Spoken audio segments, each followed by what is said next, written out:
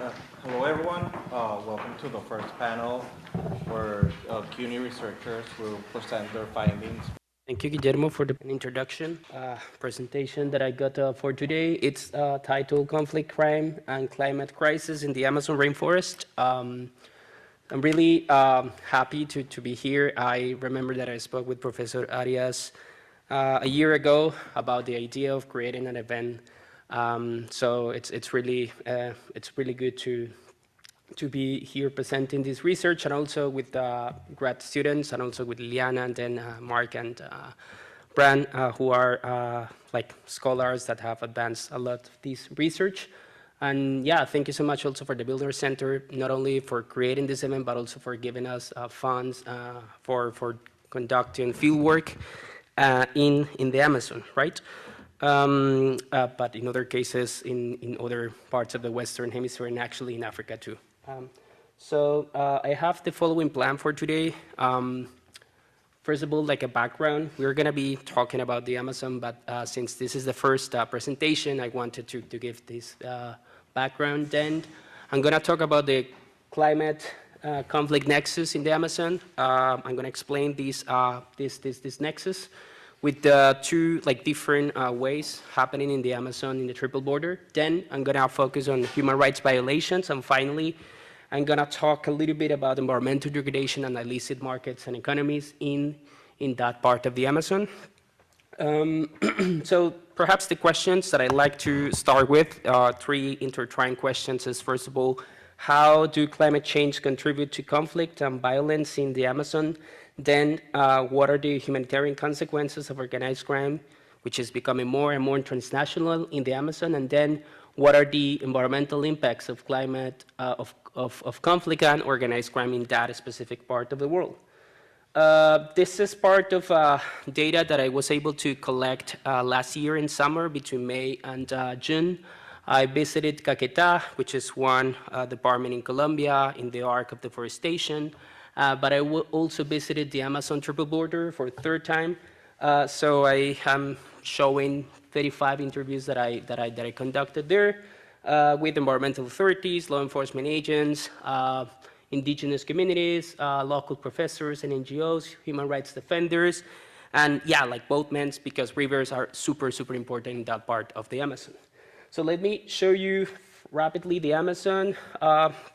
8 countries, one overseas territory, which is French Guiana. It will be the 9th largest country if the Amazon were a country. 40% of the landmass it's covered in the Amazon. This is a really immense territory, which is actually 2 times the size of India. And there are currently like 400 ethnic groups, and 60 of them are actually in voluntary isolation, distributed in Peru, Colombia-Brazil, and other parts of the country, of the region, of the biome. There are also like 9% of the total population, it's indigenous people, and this river, this region, it's super important for the rivers, biodiversity, wealth, natural resources, and so on. Rivers are super important in the Amazon. So it's not just the Amazon River, but also the thousands of tributaries about that. And the rivers are helping to transport local communities, but also legal and illegal exports and commodities and sources, right? So thinking about the Amazon is not just thinking about the rainforest, but also about the rivers that are connecting and serving as roads in this part of the biome. And this is perhaps the place that I'm focusing my research. There are 2 maps here. The first, this is the entire triple border, right, region. This is Colombia, Peru, and then Brazil. And I'm focusing in this area of Leticia in Colombia, Tabachinga in Brazil, and Santa Rosa in Peru, right? But I have done, in this entire area, Caballococha, Puerto Nariño, I have visited all those places. Which is, I'm going to be showing many maps because there are a lot of illicit activities and economies here. Coca-Cola, for instance, in this part of the Peruvian side of the Amazon, whereas in Colombia, you have perhaps, in Brazil, you have illegal mining in Tarapacá and other parts of the map. So yeah, this is the area that I'm studying. So let's just start with the climate conflict nexus. So we have lots of research demonstrating that there are concepts like environmental security, climate security, ecological security, and lots of these research demonstrate that we have a connection between crime, organized crime, between conflicts, and the environment and climate issues, right? So there is this nexus between climate issues and conflict issues exacerbating actually pre-existing conflicts and exacerbating pre-existing tensions. This is what it's also called the climate threat multiplier. These conflicts are not only affecting environmental degradation, but also communities living in these areas. But most of this scholarship has focused in Africa and Asia, pretty much in the Middle Eastern area, also in Sub-Saharan Africa and in Asia. But the studies of these climate conflict nexus in the Amazon rainforest, in the Western Hemisphere, it's less prevalent, although there is lots of rich empirical evidence about these connections. First, because we have powerful transnational organized crime groups. Second, because we have wealth sources.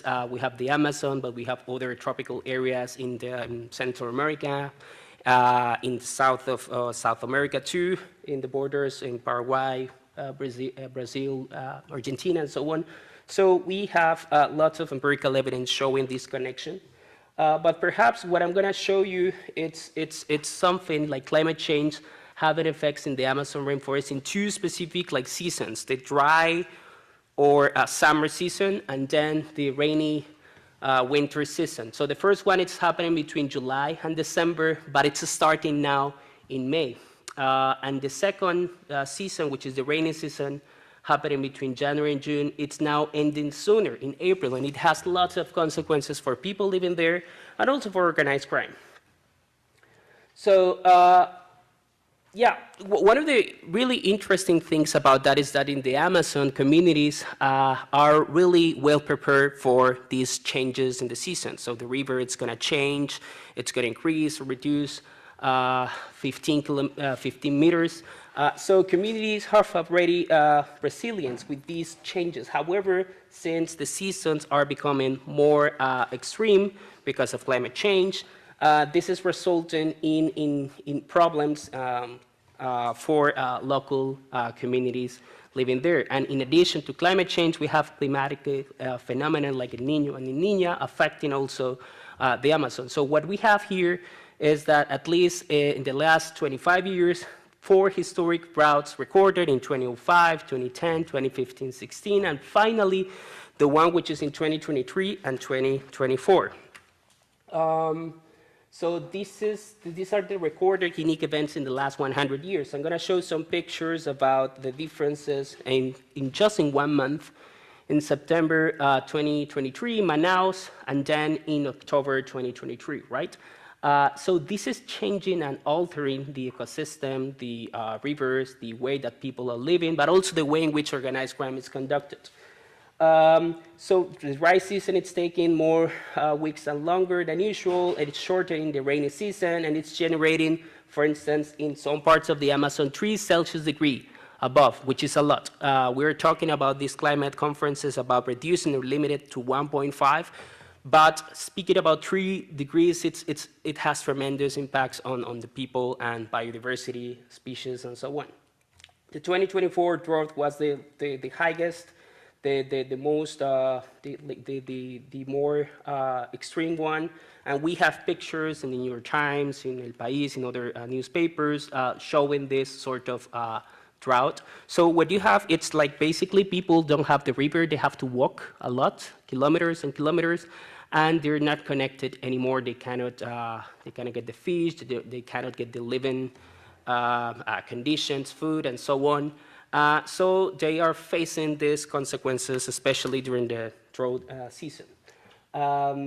In some areas, for instance, the water drop, the levels of the river drops to 5 meters in places which is like 16 meters. This is 300% change. So what we have is that these changes in the seasons are also resulting in changes in the dynamics of conflict and organized crime, and also affecting local civilians, indigenous peoples, and so on, right?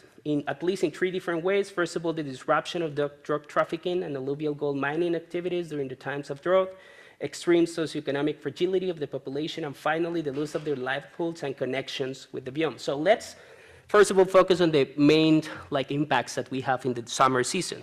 So first of all, we have that schools, classes were canceled because of these images that we have. People cannot move to go to school, right? So a lot of people, a lot of minors were actually not taking their classes, and the armed groups took advantage of this situation for recruiting more minors, right? Because there were more people available for their illicit economies. Also, people need to find opportunities, economic opportunities for their subsistence and so on. Then we also have a situation in the summer season in which the river flow is really, really low, and illegal miners are forced to use more mercury and other inputs in order to get the gold that they are extracting every day during 24 hours with the drillers and so on. So they need to use and are impacting more the environment. Also, this is actually, they're recruiting more people, and they're affecting places where indigenous communities are living.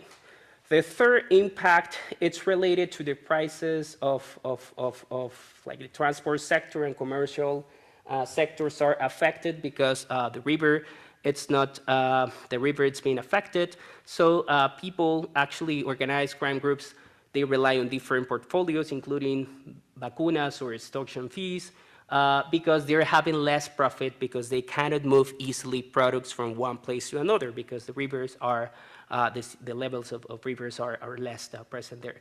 So a fourth aspect is actually that because people cannot access to fish, they cannot access to their water, and many other things they have more basic necessities that are not solved.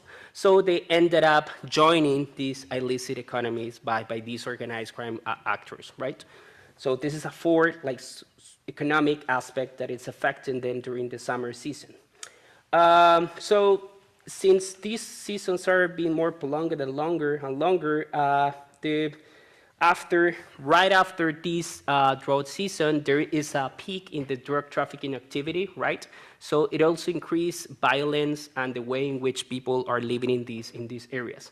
And the last impact that I found talking and conducting fieldwork in the Amazon is that there are actually less and fewer routes for transporting cocaine, and therefore one of the things that Defensoría del Pueblo and other officers and actually the Army told me is that that can eventually lead to disputes over control of the few routes that you have. So there are lots of rivers here, small rivers, and in the drought seasons you don't have this river. Some of them disappear temporarily. So what you have is that groups have to compete for the few routes that they have for transporting from Colombia to Peru, cocaine, for instance. So they are same pattern, recruiting of minors, and also they're recruiting minors for transporting, like in the bigger rivers, for transporting by foot, walking these drugs from this place to other areas, right? So they're recruiting minors because minors, indigenous peoples, are able to transport and to transport like 40 kilograms, which is like 80 pounds of coca leaves, and so on from this area to another, which is coca coming from Cauca in Colombia. So these are just two examples of this. During the rainy season, and I don't know how I'm going with the time, but in the rainy season, winter season, we have actually that groups are thriving because they can use the river without any problem. Rivers are being connected. So for instance, the Putumayo River meets the Cotué River in one of those areas, but also Loreto Yacu meets another river in the Amazon and in other areas. So it's going to be easier and faster because we have a phenomenon called the floating jungle. When the jungle is floated, it's easier and they can take faster routes and they arrive to faster places because they don't have to do the roundabouts, they don't have to do the whole thing, but they can actually cross in a more linear way the transportation of illicit goods. They don't have to use small boats, they can use longer boats too. So this is one of the positive impacts during the rainy season. Another thing that I was able to notice is that, well, they save time. They are able to save time, to use more truck, gasoline, and other chemical products to transport easily. And they can also use like shortcuts in order to actually avoid control from the Navy in Colombia, Peru, and Brazil. So you can imagine that it's going to be easier to hide with the rainforest when it's flooded and you are living in this rainy season. So officers from the Navy in Colombia and Peru told me that it's more difficult for them to control, to do law enforcement practices, and to actually capture criminals that are using the rivers because they can avoid that easily. So law enforcement agents are really reporting on having a hard time carrying out their duties. Yeah, this is the first, perhaps, like impacts, climatological impacts that I wanted to highlight. And then perhaps more known with reports conducted by GTOG, by Amazon Underworld, by Brand Evans, actually, and lots of people on the ground.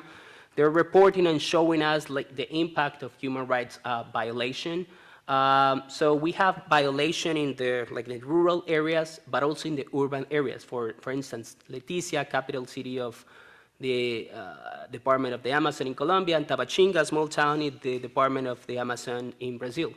The capital of the Amazon in Brazil, it's Manaus, but Tabachinga, it's a small town, neighboring area with Leticia. So we have more higher crimes, more violence, more higher rates of homicides happening in these areas, and the rates that you can actually see, like 80, or in both cities, it's actually surpassing the national average of Brazil and Colombia. 4 minutes? Okay, great. Thank you. So these groups are not only responsible for violations of human rights in this part of the biome, but also they're imposing rules. They're like creating criminal governance frameworks, creating communities, recruiting minors and indigenous peoples, requiring extortion, payments, and so on. So we have this situation in which there are more episodes of violence towards local civilians, local people, also indigenous communities, land defenders, and so on. I was able to see, for instance, in Tabachinga, that there are lots of like graffitis from Comando Vermelho, which is a major group in Brazil, PSC, Primeiro Comando da Capital. You also have Oscrias, you have many different groups, and this is changing a lot. Like Comando Vermelho Amazonas, for instance, is what you see here. This in the only Catholic church in Brazil, in Tabachinga, because this is a Protestant country. Pretty much, and this is what you see, like the more visible thing in the rural, like in the urban area of the Leticia and Tabachinga, which has more than like 100,020 inhabitants, I guess. But if you want to focus also in the more larger picture, the Amazon rainforest as a whole, you will see that the Amazonian countries are the places in which a lot of this violence is happening. So you have Colombia, Brazil, then you have Peru, right there. But specifically in Colombia, in the portions of the Amazon, there are at least 300 environmental defenders that have been killed. This is a project that I am also conducting, and I was able to locate those killings, and I'm requesting grants for actually working more in these location of killings and the relation with organized crime, transnational companies, and so on. So 1/5 of the global killings of the indigenous peoples and land defenders, it's happening, environmental land defenders, it's happening in the Amazon rainforest. Global Witness actually published a really nice report 2 years ago with a regional focus for the first time in the Amazon. This is how pretty much it looks. So, okay. I'm gonna show that this is affecting a lot Colombia, Brazil, and Peru, which are the cases that I was able to document in this area. And I'm gonna just finish with some slides about environmental degradation. So perhaps one of the initial things that we know about this is that it has a terrible impact on the Amazon, on the ecosystem, biodiversity, and so on. But also there are some like benevolent behavior that we can capture. Now, this is not in the triple border that I was talking about, perhaps in the arc of deforestation there, in which FARC dissident groups were able to ban deforestation because they were talking with the Colombian government during the total peace negotiation policy. So it's interesting to see also that these groups are threatening the environment, producing environmental degradation, but at the same time, some of them are engaging in a form of environmental governance. These are just sites of extractions, of illegal mining, and sites of coca growing in Peru, but not in Colombia, right? I can take these for Q&A because I don't want to take more time for my other presenters, but thank you so much for your attention.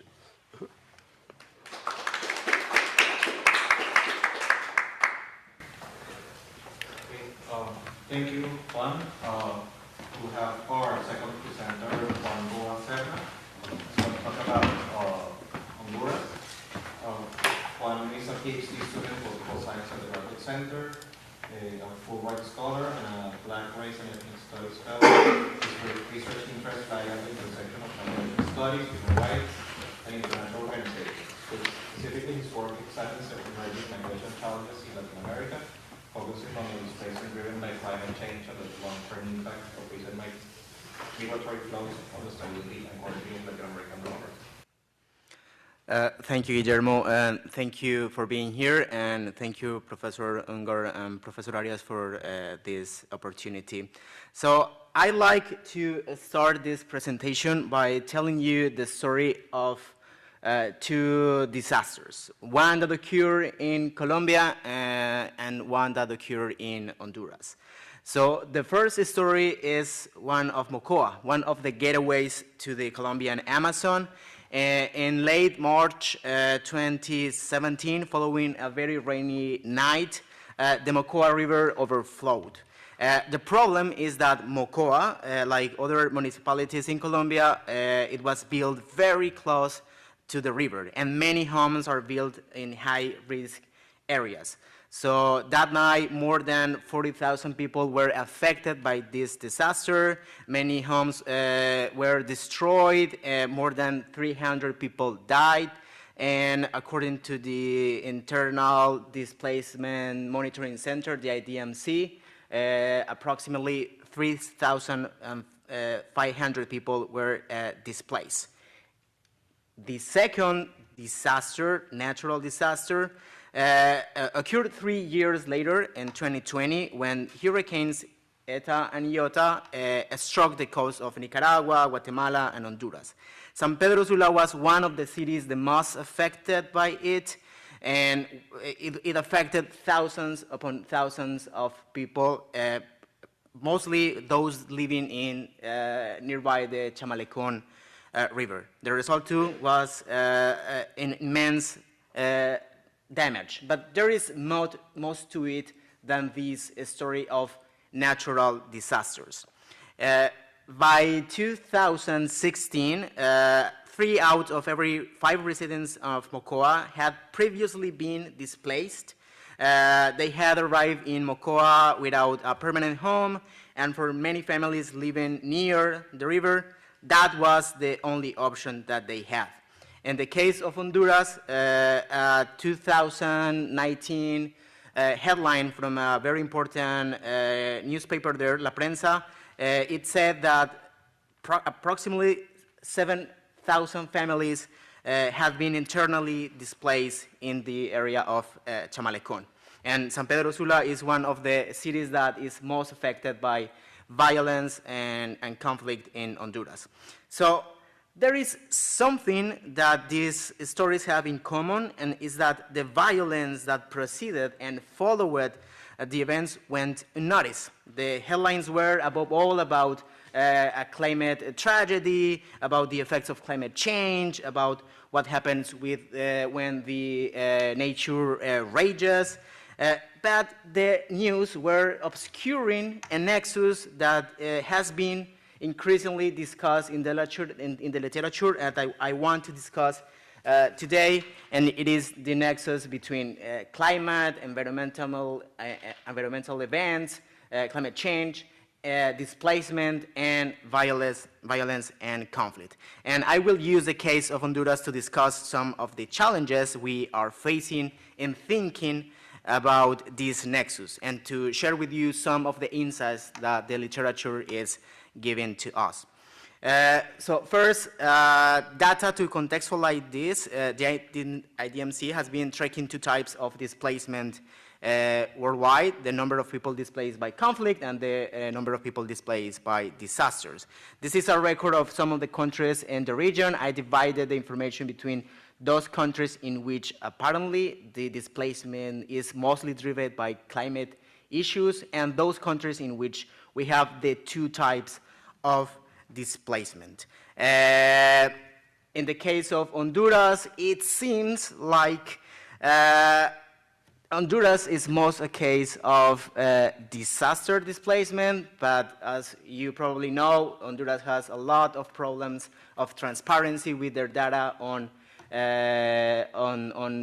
conflict-driven displacement, and the IDMC is better for capturing information about disaster-driven displacement. But I am using this merely to put the relationship between these three things in context and the challenges that we have in terms of collecting data and discussing data.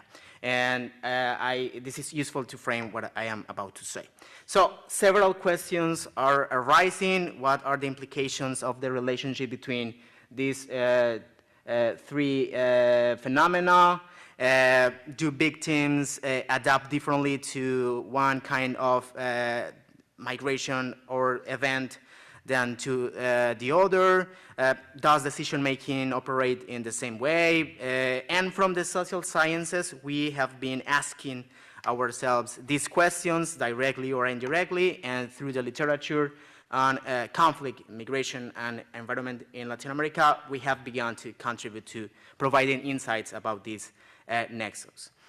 So I would like to share some of the main discussions and conversations that have emerged in the literature, with an emphasis on the cases of Honduras. And I also wish to identify some potential areas of research, some potential questions that we can be making in the future. And I think that Honduras is a very relevant case because it is facing a lot of climate vulnerabilities. It is famous for being part of what is called the dry corridor, el corredor seco, but it also has a history of violence and conflict, but it also has a history of internal and international migration to Mexico and the United States.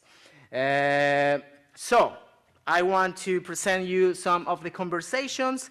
There is a global and a regional debate over whether environmental causes and factors are the leading cause of migration on their own, or whether they only trigger migration when interacting with other pre-existing social, economic, and political conditions. So we have deterministic and neo-deterministic positions arguing that climate factors are sufficient to trigger displacements, and that among other potential factors, they act as a sort of tipping point leading to this. In my review of the literature, I did not find any author defending such a strict position, and it appears mostly on reports on documents from organizations and institutions, in particular in some reports from the Intergovernmental Panel on Climate Change.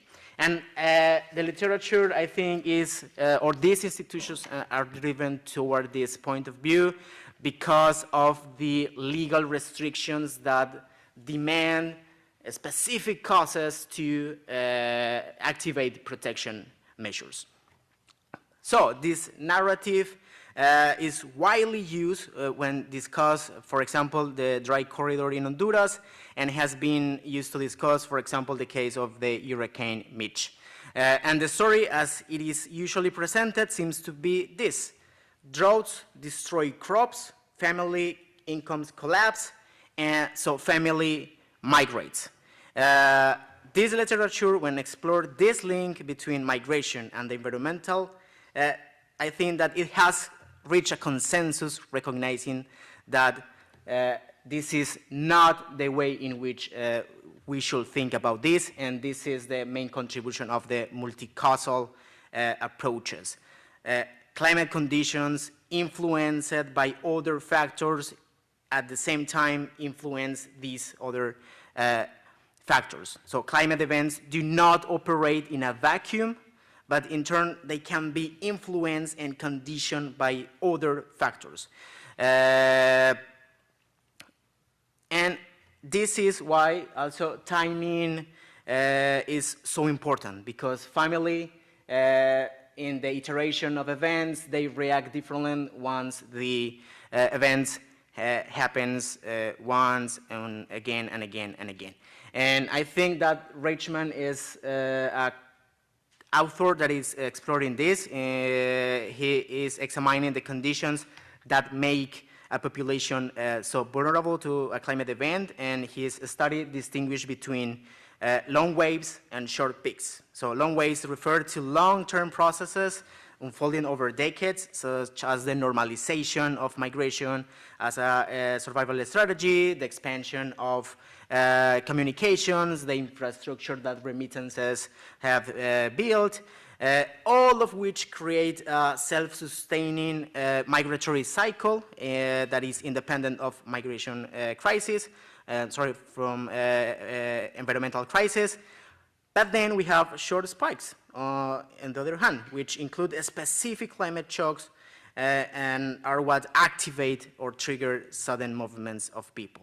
So according to this argument, these short spikes are not the cause of the migration, but the structure that has built upon the decades.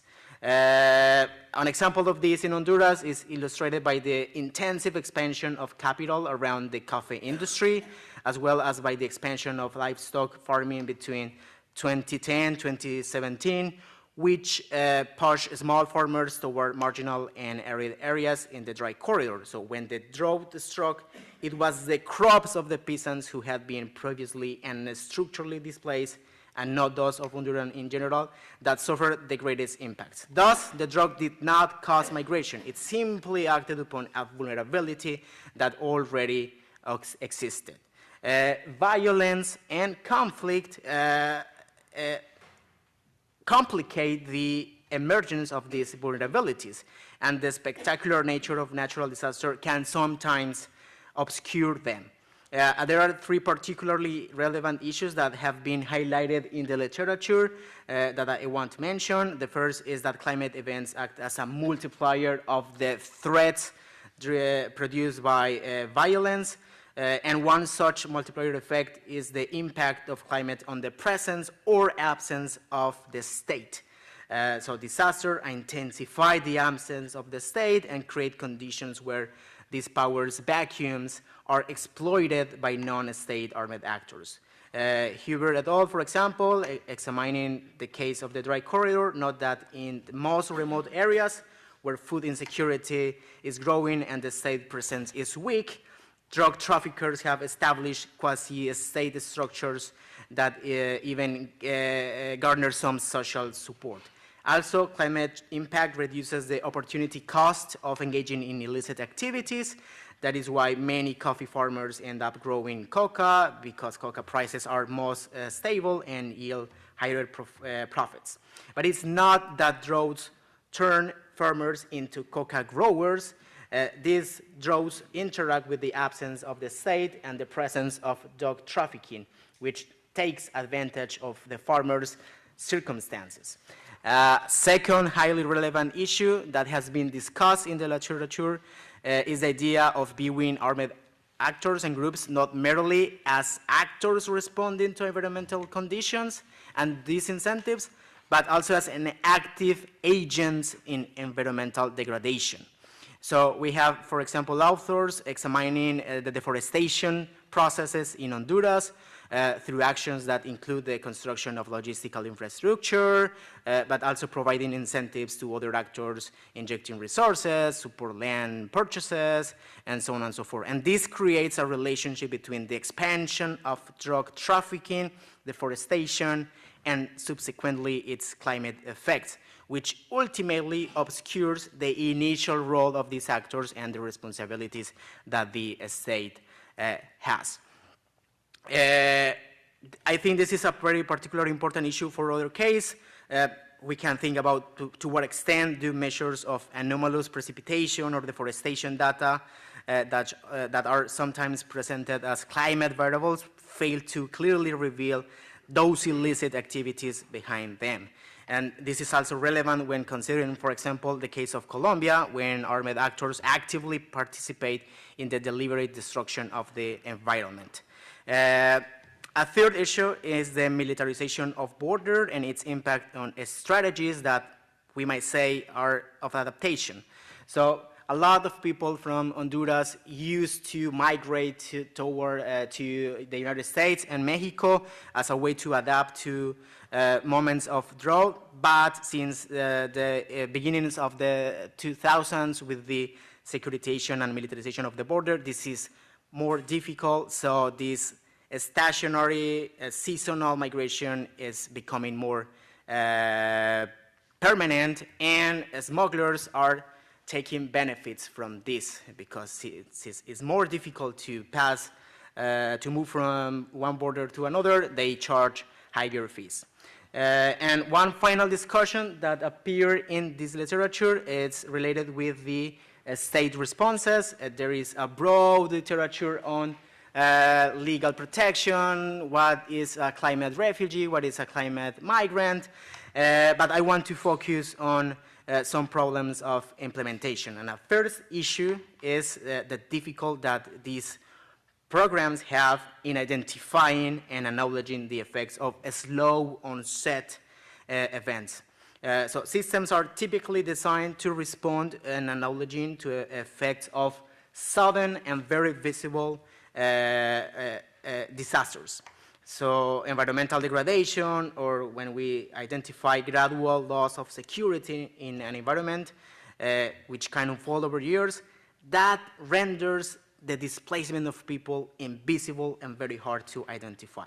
A second issue is the difficulties of incorporating responses to climate displaced people into an existing and legal institutional framework. So Honduras, for example, is one of the few countries that has a legal protection framework for displaced people, and yet this framework do not contemplate, do not have any kind of response to these climate displaced people. The same for Colombia. We have a very strong institutional framework, extremely strong institutional framework, and yet we are still discussing how to include these people. Colombia right now is discussing a new bill in which they are going to recognize the migrant, environmental migrants, but this bill is not trying to make a connection between the two types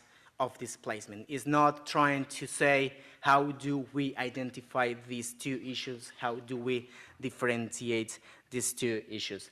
So having this framework does not translate into protecting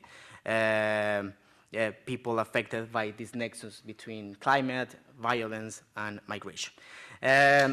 And I wanted to identify some potential areas of research, some potential questions that we could be making to advance this knowledge, and I think that Honduras is a good place to think about them. So first, I think that the role of armed actors as agents of environmental change is extremely relevant. This is, I think, one of the key contributions of what Juan is doing. Do certain type of criminal organizations prioritize some specific forms of environmental degradation? What are the characteristics of territories that make it more likely for another actor to engage in one type or another type of damage? how does the environmental degradation intentionally caused by these actors interact with the underlying climate change? This is, I think, one interesting thing that we should be discussing. How do the peace process and the process of thinking about transitional justice should adapt to this conversation? Once again, talking about Colombia, the HEP, the jurisdiction, the peace jurisdiction. Oh my God, how do you translate this? Transitional jurisdiction for peace.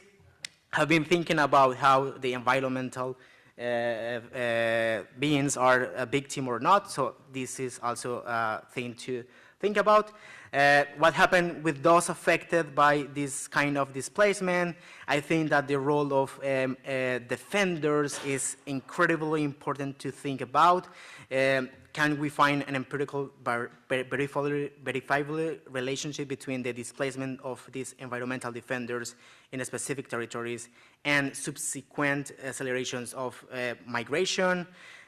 What happens with indigenous communities, with their self-governance systems and their territorial relationships that are defined by the customary laws? How do they interpret the situations that they are living? What happened with the process of taking decisions in this context in which you have to balance the perceptions that you have about the nature and the perceptions that you have about the presence of armed actors? How do we balance this decision-making process there?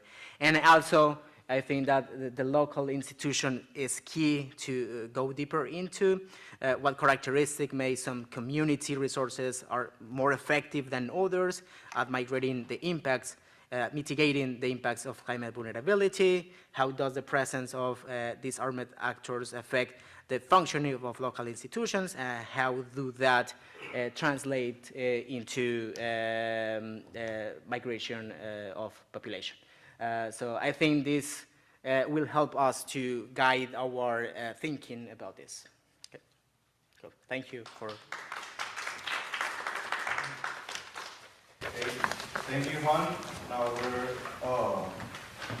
Riungu was going to make this presentation on Kenya. Jim is a Ph.D. candidate in criminal justice at John Jay College. He's also a criminal scholar at Stone Center on Sociology and Equality. His research applies environmental criminology to explain and prevent environmental crimes such as wildlife trafficking, forest crime, and carbon credit fraud. He holds both a master's and a bachelor's degree in law with a specialization in environmental law. He also is an adjunct lecturer at John Jay College, where he teaches undergraduate courses on topics such as environmental and criminal justice. Thank you all. You've heard a lot today from South America, so it takes a little bit of our cadence if we look into issues of Africa. And the biggest question is, what is an African doing in a Western Hemisphere panel? The whole point of this is just to do a comparative analysis, to just check the problems in South America, and specifically in the Amazon, patently similar to what we're seeing in Africa. Now, Africa is huge, 54 countries, depending on who you ask. And it is impossible for us to pick on the entire continent and frame these are the issues from the African continent. As a result, we chose to settle on Kenya, purely one. There was a researcher from the country, that was one. And then secondly, it did exhibit characteristics and elements of the type of crime we're looking into and the type of drivers to crime that we are analyzing today. So, speaking for Africa, I wanted my story to be told by just these two photos. Africa is a big continent, ridiculously complex, ridiculously fascinating. Now, I come from, does this work? Yes, I come from Kenya, which is right here, and all of this climate over here is patently similar to what you have in the Amazon. In fact, way back then, when we tried to explain the formation of Earth, previously, Gondwana, whatever it used to be, we used to be one same home. The Amazon was smack connected to the African continent. And some of us sometimes try to fantasize all that happened when the Congo River and the Amazon River smacked into each other. We can only imagine. So when you look at this, you see a graph of all the major climate regions of Africa, just to give you a visual of what you'll be playing at.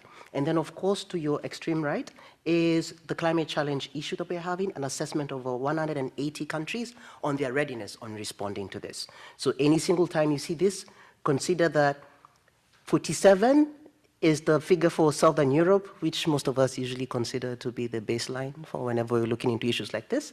And then, of course, Africa in its entirety, not a single country which is highlighted to be at the highest level of readiness. So we're smack talking of countries that have lower to no data. No data is Central African Republic and South Sudan right there, which at the time of this assessment was having a civil war. Obviously, can't do assessments using that. So, again, Africa, huge continent. Let's bring it down to Kenya. Most of you know Kenya for the obvious things, the birth home of Obama's dad, that is his grandma. Then, of course, we're known for our Maasai, tribes people. We're known for our coffee. I made a point to put my aunties and, of course, our coffee into the shot. And then, of course, if you come to Kenya, I would love to interest you in our camel safari as you sit and walk around giraffes, which is amazing, you should do. And then, of course, we're known for our long-distance running and anything related to that. But what we're not known for is our violence that is connected to natural resource extraction. What you're looking in front of you is a 12-year-old boy with a Kalashnikov, guarding probably, I will say, 150 herds of cattle. And this is the picture of protection and I will say of security in northern Kenya. So climate change as a driver and as a threat, we kind of need to understand just how climate change has impacted Africa. It is just no longer just a simple driver, it is a threat multiplier. And then Kenya, like most other sub-Saharan countries, is faced by what we'll say are droughts, and what we'll say are rainfall interruptions. What we've noticed with climate change, we have longer droughts, and then we have shorter rainfall seasons. For example, just recently, Mozambique received 1 year worth of rainfall in 1 week. So yes, we are receiving our rainfall, but it's all coming at once, at times when you don't need it. And then, of course, our droughts are multi-year, sometimes multi-month, and out of sync with how they used to be. So climate change has completely affected things, creating problems for 3 areas for us, which I would love to invite your interest in. 1, resource-based violence. This is purely seen on issues of conflict over water, conflict over land and pasture, when it comes to matters of pastoralists. Then banditry and cattle rustling. Well, I think the very last cattle rustler in America was probably put to jail maybe 10, 15 years ago. So this is something we all should be aware of. This happens a lot in Western Africa, in Nigeria, and also principally in East and the Horn of Africa. And then, of course, we have seen it move from a simple cultural practice where one tribe raids another in a mock church to collect cattle to an industrialized, military-style, commercialized banditry process. And then, of course, this climate change as a driver is pushing people from rural lands, completely transforming what were agricultural livelihoods, pushing people more into the city centers in search of, I will say, a way of living. So we can see close parallels to what's happening in the Amazon, but as we get deeper and deeper into it, we will see same stuff, same drivers to conflict, unfortunately, same crime. If we were just to remove Kenya's name and just put in Honduras or Colombia, there won't be much of a difference. So if we look at these 3, I want to show you what are the triggers, who are the actors, and the form of crime that we are seeing, and more importantly, the geography. So if you see Turkana, Baringo, and Kibera, these are just local areas, but I'll pretty much break them into the cardinal points of Kenya, so you can easily put them into frame. For resource conflict, every single time drought fails, and drought comes in and rains fail, the communities who rely on what are very localized and few water sources always resort to violence just to protect the resources. And then, of course, what we've seen this is cross-border raids where tribes from South Sudan are crossing into Kenya, committing crimes, crossing over into South Sudan. We've seen what we're thinking are international, or we'll say cross-border raids. Then, of course, my favorite type of crime, which I've been studying, not engaging in, but really studying and really fascinated in, is banditry and cattle rustling. I went in trying to look into the theft of cattle. I came out as a researcher of human rights violations. It was fascinating. Personally, I went in to study how livestock are stolen from cattle herding communities and how they end up in the commercial market. Then I ended up just finding out that I really should be studying the militarization of crime in cattle rustling. So, and of course, lastly, the urban insecurity. All these youth who are being displaced from all these arid areas are finding their way into these congested and ever-increasing urban areas and contributing to much of the crime. Remember, these are pastoralists who all what they know is to herd cattle, look for water, and carry guns. When they come to cities and towns, they no longer can do the first two, and they end up doing the latter. Guns is much of what they do. So, water and resource pasture violence is seen. One of those is a Pokot herder. I think he's 13 years old or 14 years old with a very brand new Kalashnikov. Part of our investigative work that I want to jump into, and I'll benefit a lot from the investigative journalist in the room, is how do we follow the weapons that are coming into here? One of our researchers wanted to put a tracker in one of the guns from the gun markets in Somalia and then follow the gun as it finds its way back to the tribe communities. We want to show that not only do they have gun makers of their own, yes, they are making their own guns, but they are bringing in guns from other countries, Ethiopia, Djibouti, Eritrea, and Somalia. So what most people don't know is 90% of our country is arid. Only 10% of what you see in Kenya, the 10% what you see about Kenya is the green part. All our farming, all our food comes from just 10% of the country. Close to 40% of the people live in this arid areas. So we can see any form of drought in these areas will impact a huge part of our population and generally will impact a huge part of our country. Then, of course, this is the cycle. It's almost like a self-reinforcing cycles. The rains fail, the herders push their cattle to where the rains are. Then, of course, when they get there, they find the same people. There are other people in there fighting for the same resources, then they're forced to jump into this resource conflict. Previously, culturally, 100 years ago, these communities will literally mediate and talk about it. Nowadays that they have guns, they rather shoot first and then ask questions later. And then lastly, cross-border raids. We're seeing our people going into Uganda, doing raids in Uganda. We're seeing Ugandans going into South Sudan doing raids. And if you look at the data, which is surprising and fascinating, is it's a cycle where they're literally following the rain. So if it rains in Uganda, Ugandans start preparing themselves for war. They know the Turkana are coming. If it rains in South Sudan, what we think is a blessing to them is like, oh my God, we have to defend our cattle again because they are coming. So self-reinforcing cycle. Then of course, on paper, Kenya is one of those countries. We are the seat of the United Nations Environmental Program. We love saying we are the New York of Africa because every single United Nations department is in Nairobi. That's our tiny claim to fame. But here's the crazy part. We've signed every single agreement. Kenya's at the table with a pen ready. Our policy is on point. I've read the law, but the reality is far from the truth. What we've seen is our capability even to do simple things like early drought warning mechanisms. We lie in New York that we have that, but the locals in Turkana don't know this exists. Sometimes our drought management authority will tweet that a drought is coming up in the next 3 weeks, but then our Turkana pastoralists do not have Twitter, so they won't know. So they may be saying stuff on one medium, but the people who really should be receiving this knowledge are on another medium. For example, just recently, last year, we had so much rain and our dams were almost topping over. So our water authority released all the water, and then they forgot to tell the drought management authority and the county governments, and then they actually put a poster on the newspaper saying, we will open our dams next week, so if you live downriver, you need to move. Then newspapers get to those people maybe a week later, like today's newspaper will get to those rural communities like 2 weeks later. So yes, they did get the notice. It is there, but it wasn't in the right, it wasn't received in the right format, it didn't get to the right people, and definitely not at the right time. Then, of course, judicial redress. Our pastoralists and the people who live in these areas are purely, completely neglected by the government.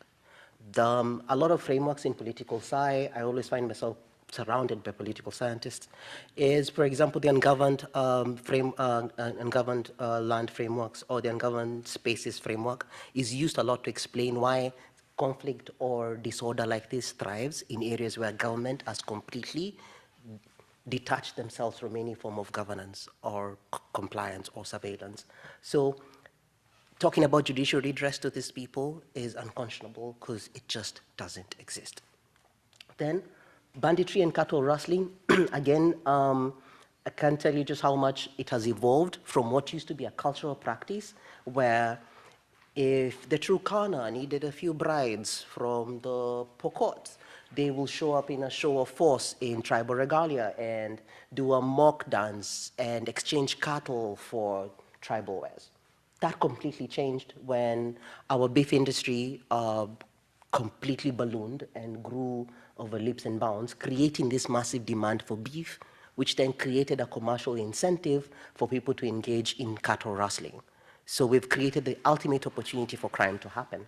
So coming out from what used to be a cultural tradition to what is now purely a criminal enterprise. And now this is purely also made worse by climate change, meaning the more we're bringing these people into conflict with each other, the more we are creating this criminal enterprises to thrive. The lawlessness is organizing itself around crime. In fact, if you want anything done in these areas, the best way to get things done is to talk to the criminals. Same thing in the Amazon.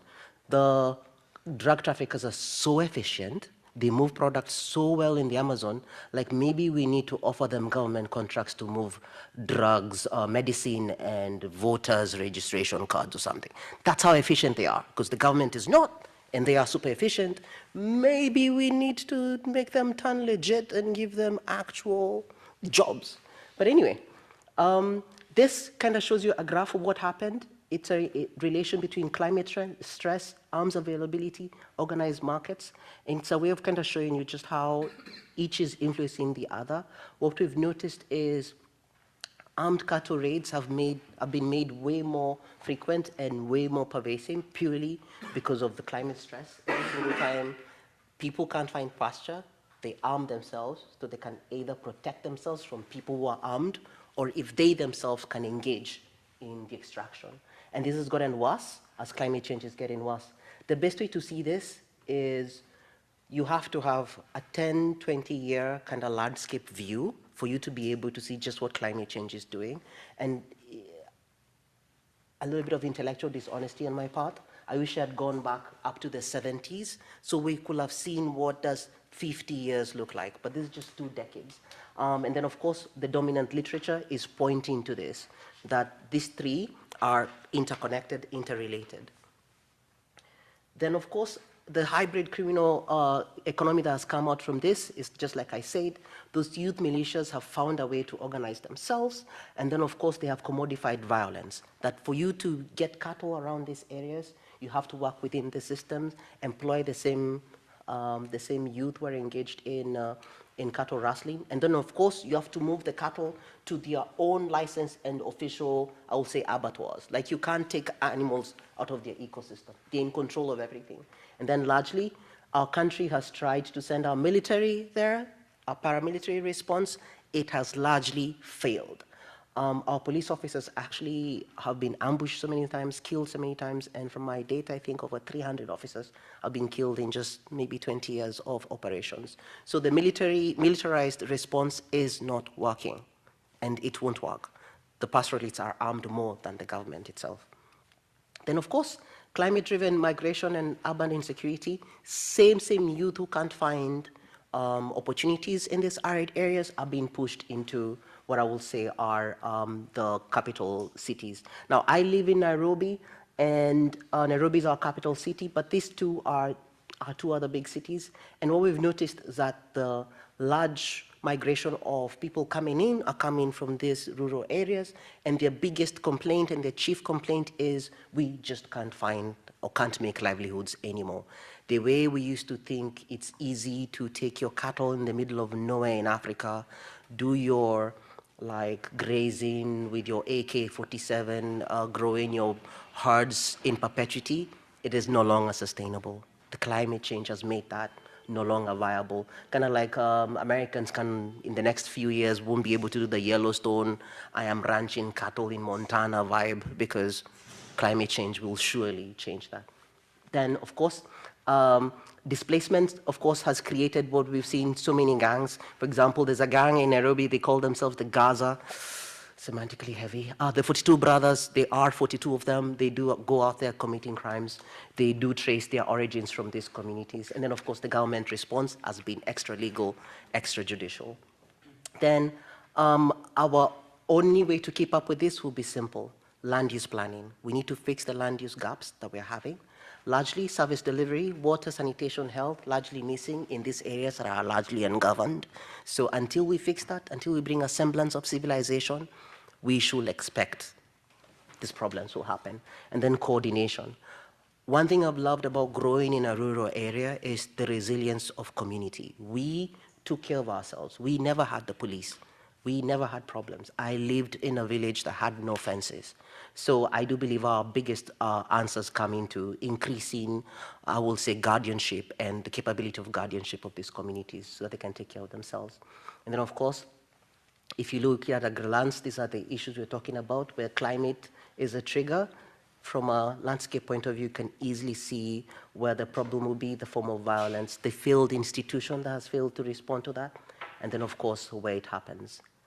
So our answers, multi-level problems need multi-level responses, and I believe climate adaptation is the most important thing. If I may conclude on this, it's, as a climate lawyer, I have seen, just the last decade, I have seen our conversation transform from mitigation to adaptation, and I want to introduce another level, suffering. We need to start thinking about how we are going to cope with suffering.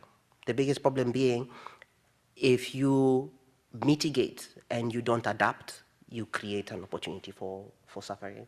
If you just adapt and you don't mitigate, you open up a massive path for suffering. So what mix do you like? Is it 40% adaptation, 40% adaptation, 20% suffering? That will be the mix policymakers will be left to deal with, because as far as climate change is concerned, it's here to stay, it's getting worse. We need to learn how to live with these three things. Thank you for listening to me. Thank you. So we will open for Q&A. And if you may introduce yourself. Sorry? So you may introduce yourself. My name is Liliana, professor and researcher about the Amazon. Thank you all for your presentations. I found it fascinating. Great job on that. Questions. One for Juan Corredor.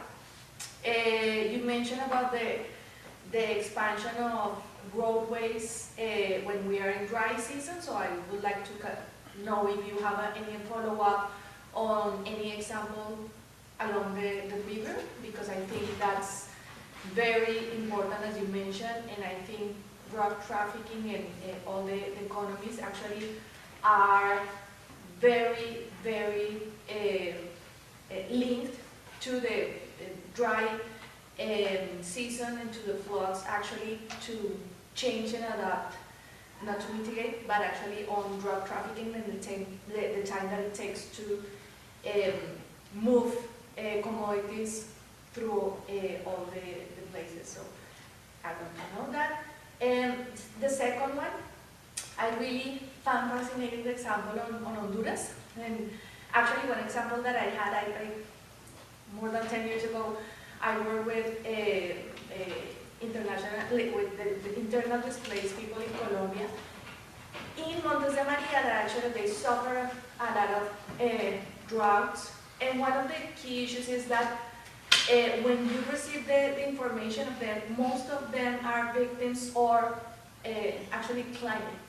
But at that time, as you mentioned, the law didn't include them, no? So they were considered people displaced because of the conflict. That is the only cause available for those to claim aid from the state. That created a false data that Colombia was the second worldwide country after Sudan, no? So a lot of information of that, and I think it's a great point if you can just let us know, because you mentioned about the new bill, and I would like to know how they were, complement each other, because actually that is a gap from the state that create a lot of problems actually attending those. And finally, representation, Jim, and I would like to, and I work a lot in cattle ranching in the Amazon. I would like to follow up with some questions, but I just was amazed by the similarities and also about the differences. But when I teach, I have an example of Batman to highlight how the state can never work as a paramilitary to defend the law, you know? So you mentioned about and I can understand if, as I'm going to tell it in a bit, that the crime is organized and the state is not. If that actually, the only option we have is actually to legalize crime, no, as you mentioned. And I just want to open up to tell us a little bit on that, because yes, efficiency and adaptation and actually the work of the state is so important, because the work these criminals are considered like the best and efficient form of a state, because they actually are very agile to act. But on the bottom of the state action, I think it lost its core sense of legality by doing that. But I just want to let the floor for that reflection, and just to hear you your ideas about that in the example you present. Thank you very much. Thank you. So, Dr. Arias? Yeah, so I'm Desmond Arias, the director of the Bildner Center. I wanted the three of you to reflect on the utility of having done the research and what you found in common between your cases. Where do you think your cases resonated with each other, and where do you think there was perhaps dissonance, different findings that you might see in the other cases? Yeah, well, last question.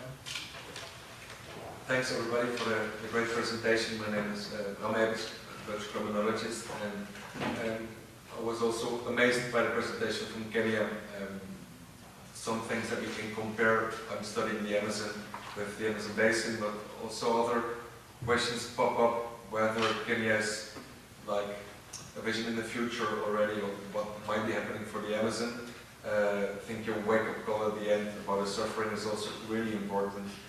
I'm sometimes bored of NGOs yelling, we're going to save the Amazon, because I don't think so. I think we can save parts of the Amazon, and we need to anticipate a change of ecosystem where the Amazon becomes more savanna-like, which is also worth saving. But there will be different dynamics, maybe more cattle ranching, and I think it's really important to look at the research that you've been doing. I was also really interested in the link between crime and climate change. We've had a period that there was a lot of funding for climate and crime, climate and conflict, and we were just investigating environmental crimes. So we were forced to frame it in a sort of climate lens. And then of course in the Amazon context, it's always crime destroys an ecosystem that is a climate mitigator. And it was refreshing to see also how sometimes climate change actually opens opportunities for crime or drives crime, which is basically the other way around. But then the question I actually have for the three of you is, there's also responses to climate change. For example, carbon credits. How does that maybe feed into crime? For example, Colombian context, but maybe also in Africa. Or for example, this whole debate about transition minerals, which I think is very much pre-2026 now. It's a bit more honest that these minerals are not so much for transition, but rather for defense and AI. But I was wondering how new economic opportunities generated by climate change also interrelate with crime. Thank you.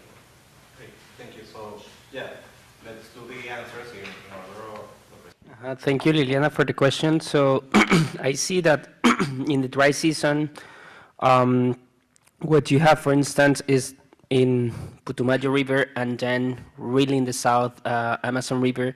So when there is the rainy season, it's going to be easier for them to use other tributaries to arrive. So this is the Amacayaco Natural Park. They use that a lot, but during the dry season, they're not able to do that. So what they ended up, it's like hiring indigenous peoples, and they walk through this natural park. It takes them like 2-3 days. So during the rainy season, it's just 1 day, but during the dry season, they spend 3 days doing that. And they hire people, and one of the Ticuna members of the San Martin de Macayaco, the region that the place that I visited this last summer, he told me that he started seeing people carrying out like coca leaves, like, and because of they know the area, they're able to do that. And it's super difficult for law enforcement agents to see that because just people walking in the entire forest. So this is one of the things and the roads they're using. They are just like transporting cocaine from Cauca, from Putumayo, and then they are transporting that to the Amazon River to send that to through the Brazilian part. So this is one of the ways that they do that. Another way, it's right in the Amazon River in the like rainy season. It's more easier for them to transport coca from the Colombian side of the border to the Peruvian side. And in the Peruvian side, there is more corruption, less law enforcement, less capabilities. So they really take advantage of that because they can escape the control of the of the Navy, right? And as soon as they just cross one border, they have one less actor, not 3 navies, but just 2. So it's something that they do. It's like 5 kilometers, but in the dry season, they're more visible. During this rainy season, it's faster. They can do that. So these are things that I noticed in this triple border area. Related to the question of similarities, I think that climate change is a threat multiplier in Honduras, in Colombia, in Kenya, in Peru, and Brazil.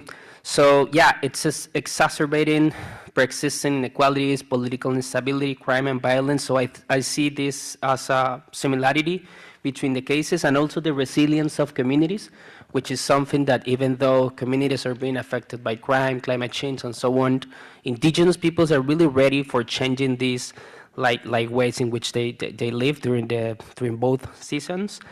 And finally, regarding responses to climate change, the question from Bran, great questions. I see that one of the responses is the militarized conservation or green militarization, and I think that, yeah, it can be like a sound response to those transnational, powerful gangs, but at the same time, the result is the criminalization of local people, indigenous communities. So I don't know until to what point these responses, perhaps it's not the carbon credits ones that you're asking, but yeah, the state responses, the militarized conservation responses are also showing some like unintended consequences. So I'm perhaps in the middle between the state responses, but also the militarized answer. It's something that I think that is not working, even in this area of the Amazon, what I'm trying to study. But thank you.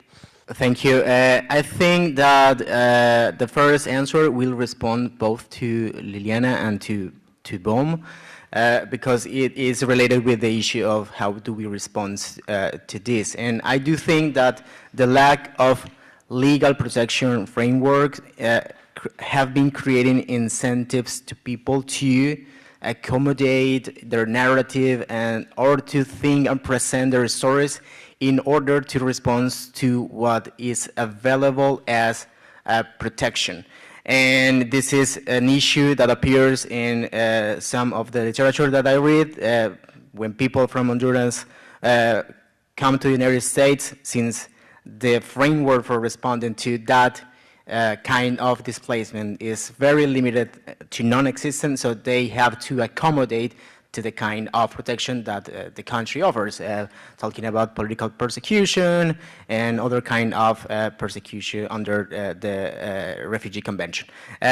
So I do think that the legislation creates incentives to talk about what is happening. In the case of Colombia, this new bill is not approved yet, but I think it's providing an opportunity to politicize the stories of these people. At the very beginning, the displays were also framed as damnificado. How do you say that in English?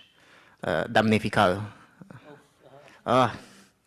But affected by disasters, yes. It was not a political category, but victims started this process of becoming victims, are framed as that, and claim and response from the state as responsible for their lives. Not is only nature that is not only that nature creates these things, but there are responsibilities from the state that need to be recognized. So I think that this law is going to allow people to have a legal framework to respond to their situation and talk about this, and I think that this will help to have better data on what is happening. And I think that this fellowship was very, very useful to think about Latin America. I think that Latin America is starting to think about the nexus between climate and migration. Most of the literature that I found is starting to appear from the 2020s, 2015. I think that Asia, Africa, they have been thinking about this from more time ago. I think that the Kenya case and how you are thinking about your case is a great example on how to move beyond the mere question about causality, but you are trying to see how migration is engaging in a process that is very complex. So it's a great example on how to conduct research in the region. I'm not saying that we don't have some studies like that thinking about Central America, but we need to move toward that direction. So it was a great example of how to do that. Thank you. Oh, okay. Thank you for that. It's a very good compliment. I'll take that. Your question was just hit the nail on its head, and I think for most of us who are interested in studying trafficking and the movement of products across the planet, we must be fascinated, or at the very least interested by the efficiency of traffickers. There's a graph that the Department of Homeland Security usually have out, and it's one that shows cocaine purity and the cocaine price over the last 20, 40 years. And what they have shown is that for the last 20 or so years, the purity of cocaine has been going up and the cost of cocaine has been going down. That is the best market marker that shows you like a perfect system where someone has ironed out their logistics and completely perfected them to a point where they're able to bring you more product at less cost. No one can do that for any other product. Traffickers have been able to do so. My joke was, imagine if we just turned them legitimate and made them move around products like actual medicine or like textbooks across the nation. It will be fascinating to see that. My biggest complaint with this is state negligence. It leaves an opportunity for criminals to now have a monopoly over violence. And the minute that happens, the minute we lose our grip on violence, it's over. I would rather have a horrible government with an atrocious record of use of violence than a country that has left this monopoly of violence to armed state groups, to criminals. There it becomes crazy. It's harder to hold them accountable. Sorry, I had this written down, so I need to check it out. The second other thing I'm mostly annoyed by, and I think it came up a lot in Professor Ungar's classes when I attended them, was convergence. We may be looking at one problem, but there are 4 or 5 major crimes converging into each other.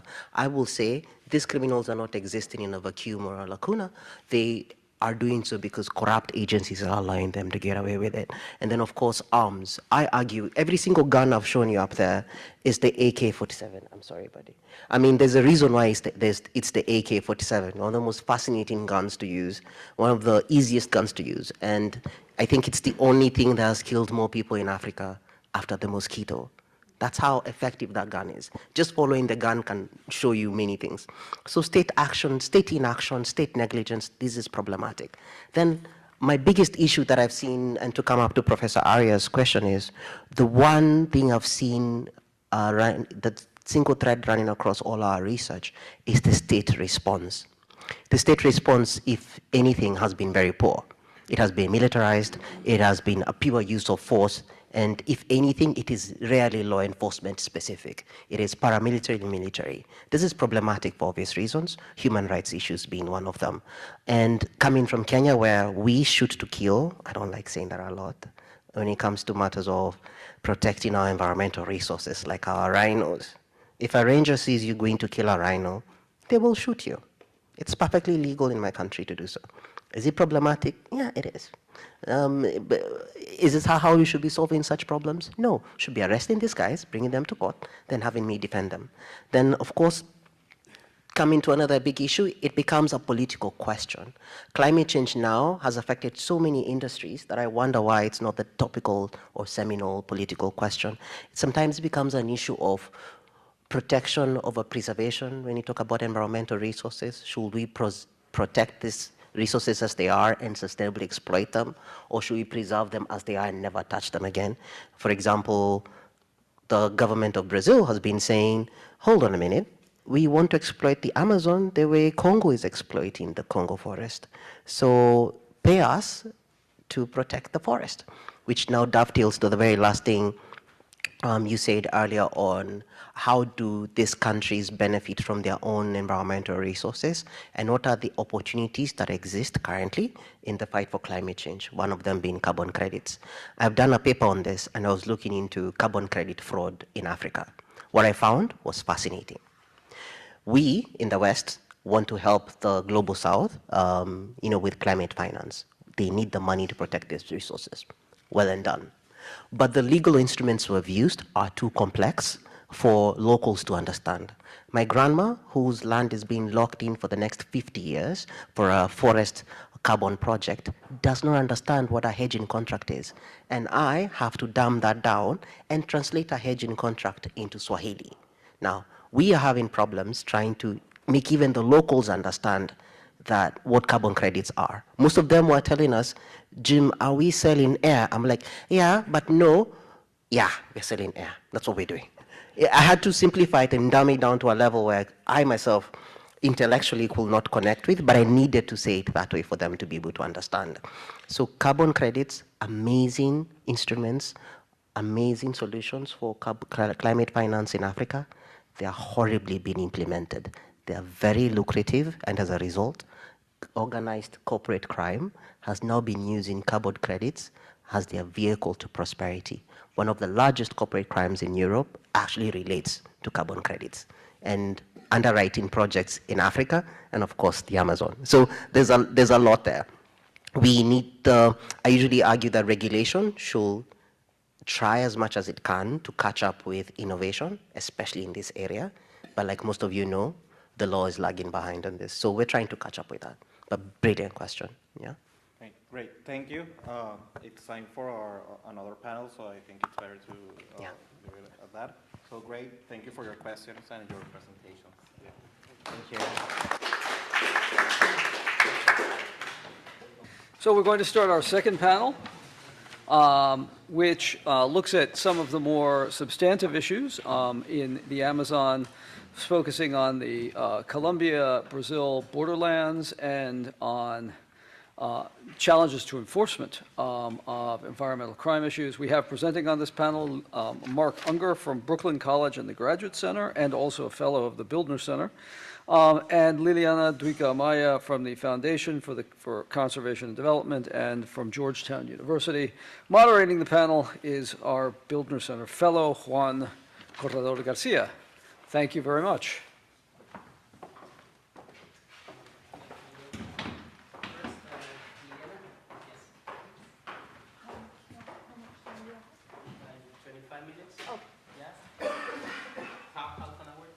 Yes, 30, 2:10 a las 2:40. Okay.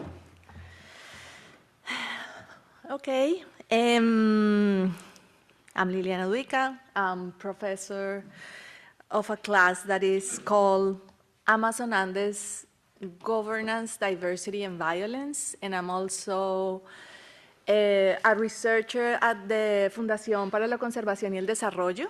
So I would like to thank first the Bildner Center for this. Thanks Mark and Juan to be here.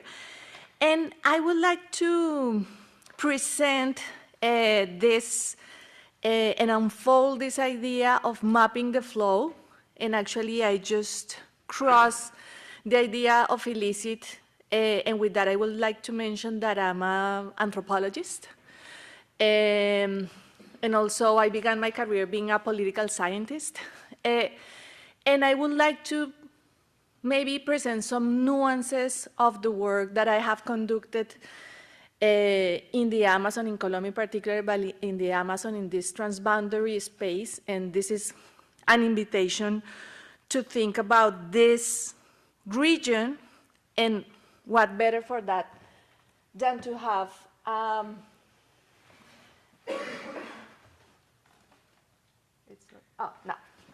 an image of this, that is the Chiribiquete National Park, is the jewel of the crown. I have to be here to talk. No, maybe I can do this. Yes. So this is the greatest and most impressive national park that we have in Colombia, in the foundation where I work, la Fundación para la Conservación y el Desarrollo.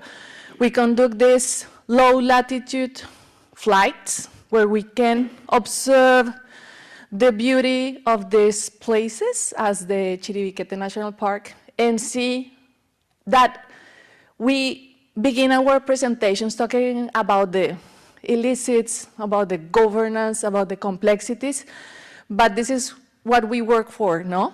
I think this is sometimes we cannot get into these areas because actually, as for the indigenous Yuripase, for instance, that they are in the Pure National Park, they are voluntarily isolated, no?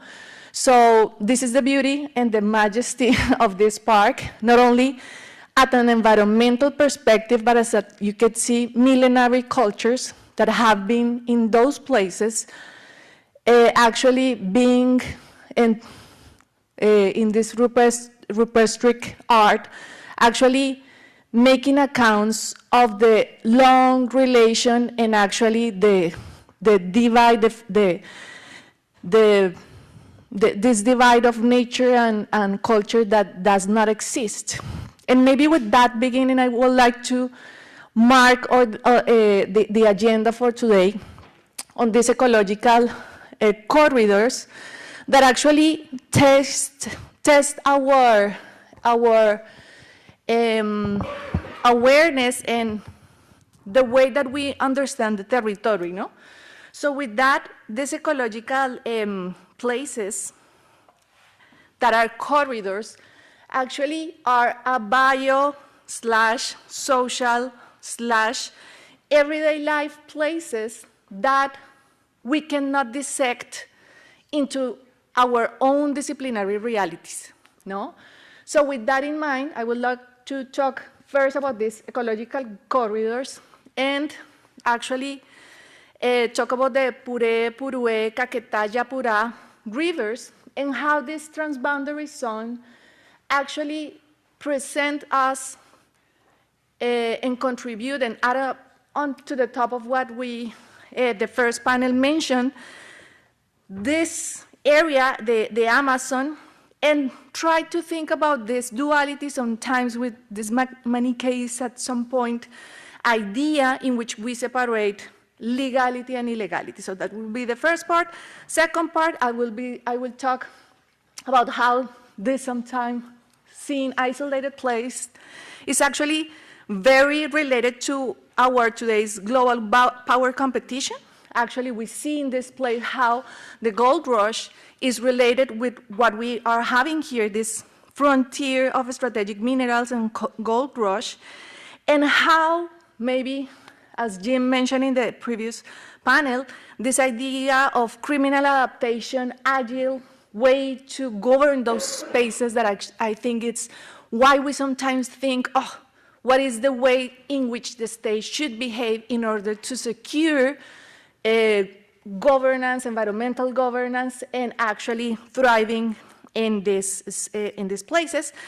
And at the end, I would like to end up that as you are being, as you are seeing here, this idea of a threat multiplier that at some point it's exploiting vulnerabilities, as we saw in the great presentations you did in the first panel. So just to kick off the presentation, this is the area that I will talk about today. This is a transboundary space that actually even challenges to think in our own reality. In Colombia, we say Rio Caquetá, Caquetá River always, but we never think that actually is the same Yapura River, no? So one of the things that actually we should move is toward this idea of Caquetá Yapura River. But actually, what is most interesting is that we code switch when we talk about criminality. We talk about garimpeiros, but we don't talk about these transboundary spaces that are actually just one reality, but sometimes dissected by political reasons, in this case also by language reasons. So the scale here is enormous. I really liked the presentation of Juan when he mentions the biome is actually twice India, no? It's 2 times India, and actually that is fascinating on the scale that we are seeing here. All the most significant things here, and not just to read all the features that we have here, is that actually in those areas we have the places where we have most continuous spaces of indigenous territories, national parks as Yegoje, Yapure, Amacayacu. So this area is actually a privilege and the most well-preserved area in the whole biome. So that's the critical importance. Here, you see that the infrastructure, of course, is not a problem because we have these amazing avenues that are the rivers. The other key mechanism here, as the Rainforest Investigation Network of the Pulitzer Center, research about the illegal aerial airports that are across this area, and actually the most of them are centered here. No? So this, in this area also we have the better multimodal connection of rivers and air hubs. So I just want to begin with this map that actually I borrowed from the foundation where I work, to present this in a nutshell. What are the minerals that we are, as we have seen here, that maybe it's not just gold. Actually, as Brownwell pretty mentioned, AI and defense industry are very interested in these areas because of the minerals. And actually, if you see only the illegal mining here, it's, okay, in purple you have the rivers where you have mining, but it's an estimate that 80% of the mining is illegal. Other precious minerals that those names are actually pretty difficult in Spanish, niobium, platinum, copper, and some others are also showing the importance of this region and how the governance is so complex, because it's not only relying on drug trafficking, as we, at the beginning, in the 80s, maybe it was like the trend here, but actually in this region, critical minerals, and specifically gold, because of the price after the current war with Ukraine and Russia, actually, the prices skyrocketing is what actually it's happening here. 88% only is what is supposed to be legal here. This is the prices of the gold, but I will omit just to have more time to talk. Another thing that I just want to mention, this is public information from Google Street Maps, is that at every time when we talk about the conflict in this area, we see this area as an empty space, no? As a place where no one is living, where there is no dynamics, but actually, when you highlight the layer on commerce in this area, you have a highly populated area, no? So one of the things Juan was mentioning here, actually in the roads that he was mentioning, that carrying coca leaves, you see that that is very connected with here, with Caballo Cocha dynamics, and all of these areas over here connected with Javari. So, and all of these areas over here are pretty transboundary spaces that sometimes we consider empty spaces. So one of the key things, and that's why the illicit was crossed at the beginning of the presentation, is that actually this is an invitation to read, when we analyze this, the criminal slash or legal, illegal mapping the flow, because at some point the flows in this area actually continue the spaces where everyday life happens. No? One thing that we are doing actually is trying to understand, I think that is in the next one.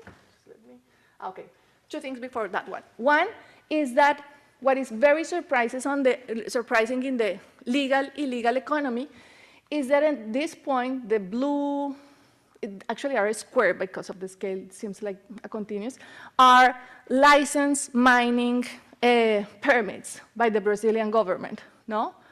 The cross are dragas. But what you can see in the blue line are actually permitted mining licenses. But once they cross the border, in Colombia are illegal, no? And at some point, if you have been in Taraira or in those areas here in the border, you realize that there is no border. There is sometimes some physical border, sometimes it's some person, sometimes it's an infrastructure, but the flow doesn't change the language and the mercury poisoning, for instance. So in this area, for instance, in Colombia, civil organizations can conduct mercury studies. In the Brazilian side, they cannot, no? So one of the things that happens here is that there is a blending at some point, what is legal or illegal, but actually what we have here is these gray zones where informality actually thrives. We saw 2 days ago the New York Times actually making the case for the US main source gold, and you realize how easy it is. And that happens not only with gold, but with logging, but with cattle ranching, and name the commodity that you're analyzing. It is, in Spanish we say, echa la ley, echa la trampa. Once you have the law, you have how to overcome. That's my... So at that point, it is important to read off. So I create this exercise for my students of the Amazon and this class. And I just made a list of commodities, and they should locate the commodity in this chart. So one of the things is that we always, when we talk about legal or illicit flow, or legal or illegal flows, we actually try to understand the reality dissected in that. You don't have a map sometimes of legal or illegal, because at some point you need a prosecutor, a case, or a judge that actually is labeling that action, that behavior as so, no? And as you know, it takes more time to actually prosecute. So when we are in the legal framework, of course, the state, the judge, the prosecutor should do it. But from an analysis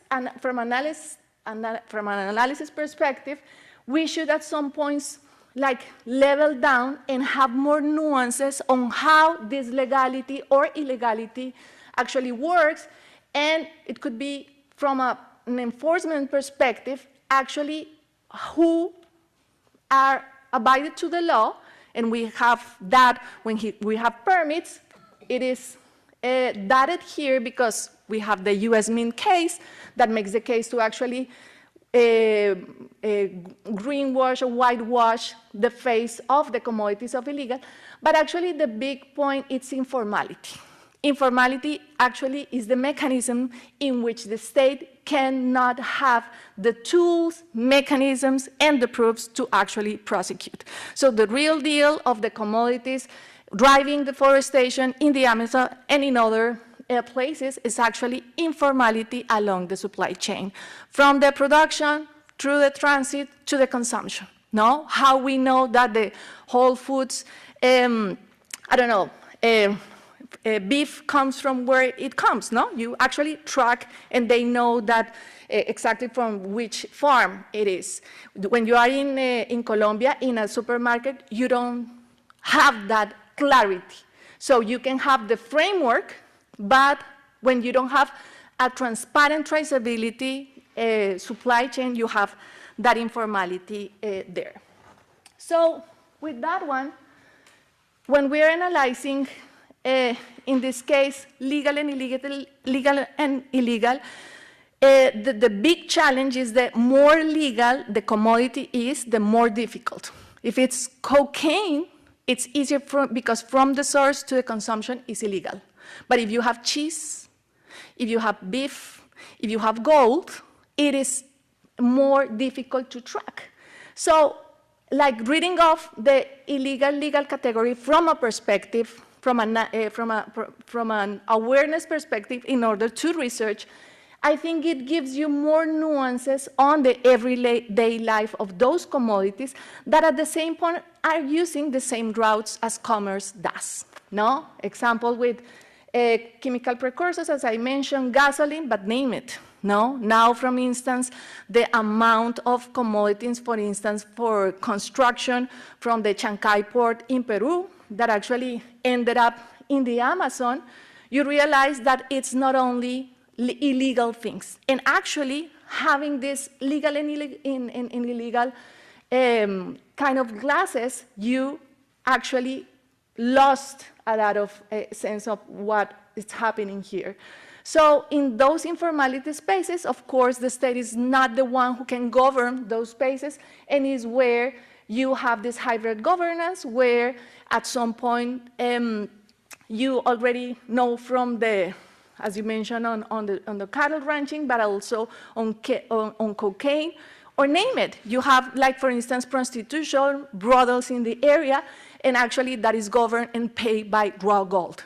No? So that is actually the gap of the analysis that sometimes we are, when I say we, I think in Colombia we're very legalistic about understanding the cultural nuances along the supply chain, specifically in this transboundary space where the crime sometimes is organized and the state, sadly, is not. So, continue with the second part of the presentation, this idea of fragmentation, and I think, and it's not because he's here, but actually I think Bram is the one that has best documented the presence of illegal armed actors across the Amazon. Sometimes when you see the maps, you see these emptied spaces, sometimes square. So actually, I think there is a challenge on cartography on how to display well the fragmentation, because when you conduct fieldwork, in Leticia, it was a month ago, or in Putumayo, or in very specific area, what you have is very constant local negotiations of specific factions. When we conducted with Desmond Arias in 2019, in Putumayo, investigation about, research about cocaine, hybrid governance, and all these markets, that was like in the middle of the peace process, and it was pretty clear that before that it was from Frente 42, from 42 of FARC, so Southern Bloc, unique, and the monopoly of action was just FARC, and it was actually pretty straightforward to know who was ruling the area.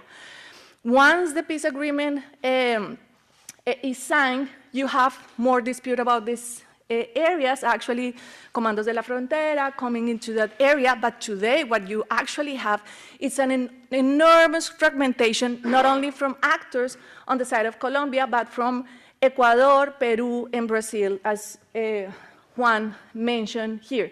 Just one case in the southern part of the country, in Putumayo, you have this that is like the second round of recycling structure, the Segunda Marquetalia Mendoza, and I was preparing the slides 2 days ago.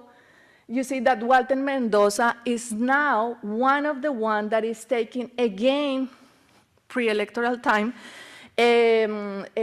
steps towards a negotiation with those, with this structure, Walter Mendoza here, to think about a negotiation, no? So how this change the equilibrium, if we have some of that, across the river flow on the control of the economies that are there. This is other structures, but you have here the main structures, dissident FARC, that have control over the zone without including Os Crías, Primer Comando, the Capital, or Comando Vermelho, or some others on the side of Ecuador, as Los Lobos and or some other gangs that are actually disputing the presence in those areas.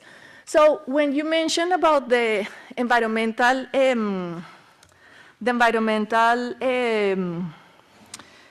adaptation, one of the things is also there is a criminal adaptation, no? So adaptation is not only ecological, but also human and related to illegal economies.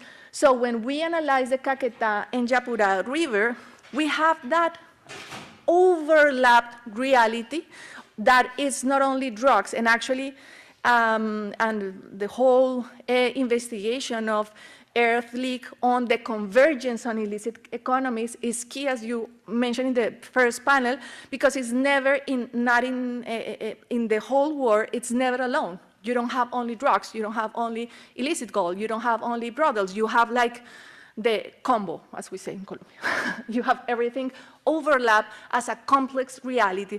So in this one, for instance, marijuana coming, or macoña, I know I'm using the code switching every time that I speak, this marijuana actually coming from the Andes, that are sometimes, one of the things that I mentioned to my students, Andes Amazon is not two realities, it's just one single reality that actually is very, very attached and related. So you have this marijuana coming from Cauca, and also cocaine that makes the way in Putumayo, that is one of the most important hotspots in the country. But also you have fish, and you know that because you remember those two researchers, Philip and Bruno Pereira, killed researching, and actually I read that in the book that I wasn't aware, because they were researching about fish mafias. No alcanzo a ver. Fine. Okay. So when you analyze that, you can see how, for instance, I was thinking, why fish? Why fish is so costly, no? But actually, fish in the Amazon is used because they put gold within the fish and then export it. So that's why, and you realize about that, and you, okay, it was not it's the pirarucu that is so delicious, but actually it's because there is a mechanism to hide actually that. So with that, you have this idea that actually to understand some nuances and the logics of how governance actually work in this area, you have this control of this governance that is not new. A lot of literature, you mentioned some, but actually replacing the state is replacing justice, is replacing how to trade economics, and also is because it's a financial muscle. You have here gold that is pretty appreciated. I don't know if you have gone at some point to Costco, but you can actually buy gold bars in Costco. You can buy your bread, you can buy meat, whatever, and also your gold bar. So what is the accountability that we have on this consumption market? So it's a financial muscle because of that, and as I have been mentioning, because it's more adaptable than the state, and I will not have the time to unfold all the needs that we have and not only give you the context, but we need a state that actually, Jim make the point here, actually to rethink the state as more agile and more adaptable in order to overcome this. One of the things that actually it's important, and I want to just highlight in the time that I have, it's actually how Indigenous, as Juan mentioned, because of their knowledge, they are recruited. Actually, in this area, in the rivers, they actually come from the Pure River and go to the Caquetá River too. They are used to navigate across the rivers and actually make their way in that area, and that's why they are constantly killed or being like forced and dragged to the conflict because of that. As an ending point, like we have this vulnerability that actually is triggered by the illicit economies here. So we have this economic dependency. One of the things that was shocking was the inflation in those areas is super costly. Everything there, from bread, from rice, from beans, from whatever the diet is super expensive. So people generally need to move towards a more lucrative economies because of that. And actually, that is not only like a problem for enforcement, from an enforcement perspective, but actually from a social one. The other thing, and actually affecting women especially, are brothels that are where women are exploited, but actually one of the key things is understudied in the region is they are paid in gold, but actually in Taraira and other cities in these areas, who is buying that gold? There is a lot of pawn shops and melting places where actually this gold is gathered and actually find the way to legal markets. And the big problem of those Indigenous recruited is, for instance, the social nuances and the data, for instance, for suicide rates. In São Gabriel de Cachoeira, for instance, the rate of suicide is 4 times higher than in Brazil, in the rest of Brazil. So that just actually points out an important point, and is this is not just enforcement. This is not just, and I think the first panel actually made the case to present that as a threat multiplier, but actually as a complex convergence reality that needs to be addressed, with the point that I will like to mention just to end on. This is a very beautiful, created by AI.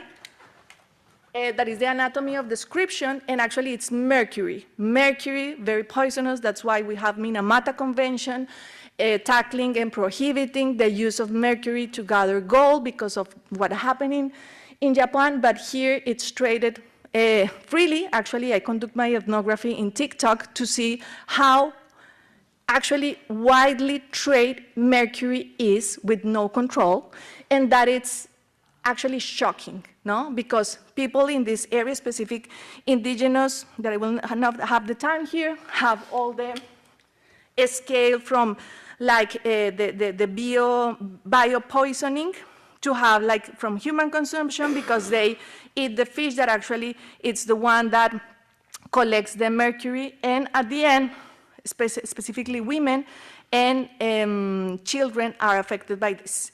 So with that, very fast, mapping, I will suggest the illicit in terms of actually trying just to have a broader category of analysis to understand the everyday life of people living in these areas, because that actually connect us and give us a lot of information that sometimes if we just see the illegality there, it could be a little bit biased. That requires avoiding that, but also that requires documenting everyday practices, that also requires to think in transboundary spaces as just a single one, using code switching, the two languages in all places, but also like the political action of the state should also be mobile, no? Like the water governance should be a must here in this territory in order to overcome that idea.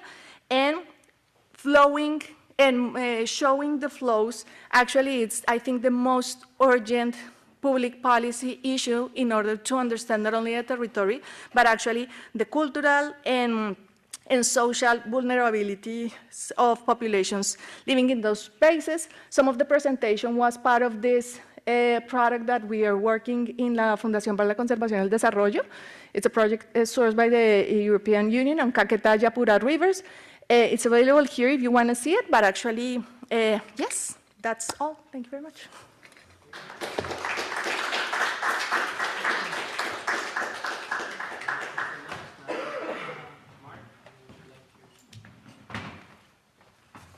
Thank you. I'm going to time myself because I want to stop halfway through of being negative and turn to something positive. It's been very depressing, but realistic and extremely informative.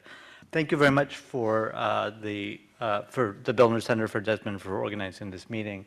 So the larger framework I want to present is on the chain of enforcement for environmental crime in terms of the whole process from the very beginning on the ground, what happens with environmental police, leaders of city councils, ombudspeople, all this actors and citizens who are engaged in enforcement, prevention, inspection, alerts, etc.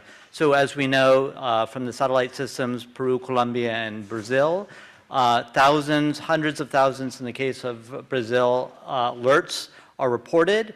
Very few of them, under 1%, are actually investigated. And so what is it about the criminal justice process that means that so few alerts of criminal or potential criminal activities are actually investigated and prosecuted under either the judicial process or the administrative process, which is the case in the two countries I want to focus on, Colombia and Peru, in this case. And so I divided this first part up into 4 parts to sort of outline the structure and then look at 2 cases I'm focusing on, Peru and Brazil.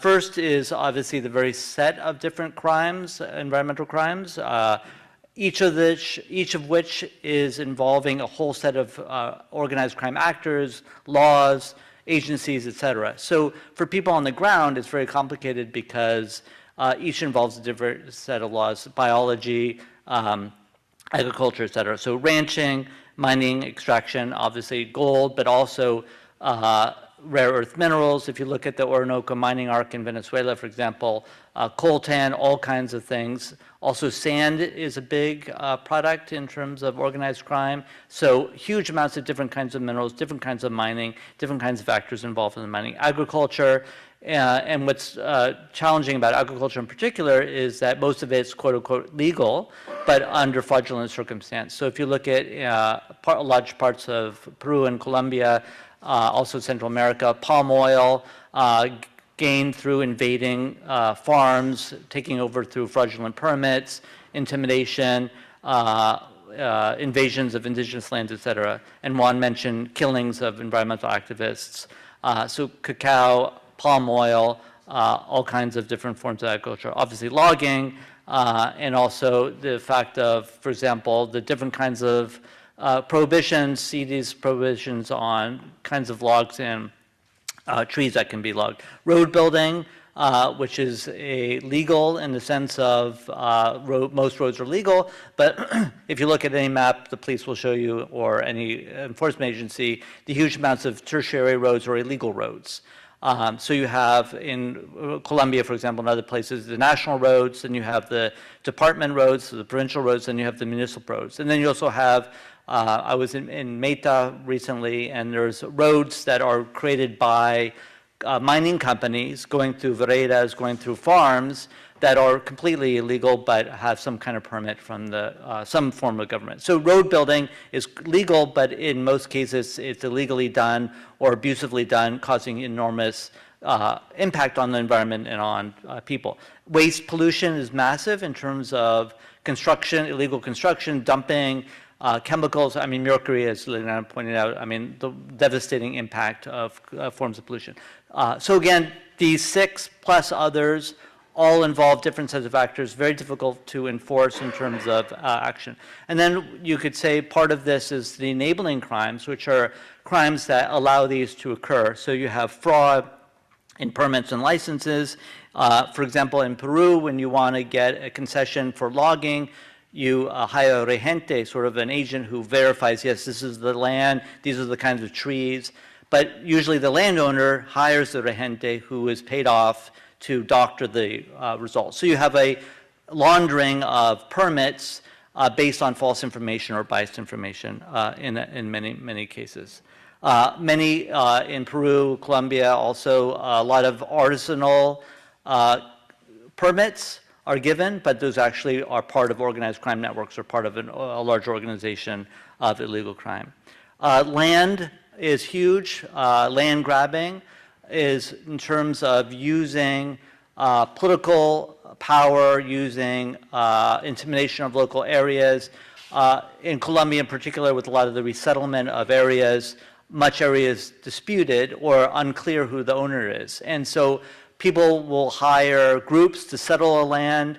They'll set up a home. They'll demand like services, plumbing, electricity, and by default will take control of that land. And so land grabbing is a huge problem. Once you control that land legally and you have some title over it, it's extremely easy, obviously, then to commit environmental crimes in areas. Indigenous territories, in terms of the border areas, one area in Peru, for example, the Amacray indigenous areas, massive area where gold mining has invaded, but they're unclear, they can't patrol their borders, they're not quite clear where their borders are of the territory.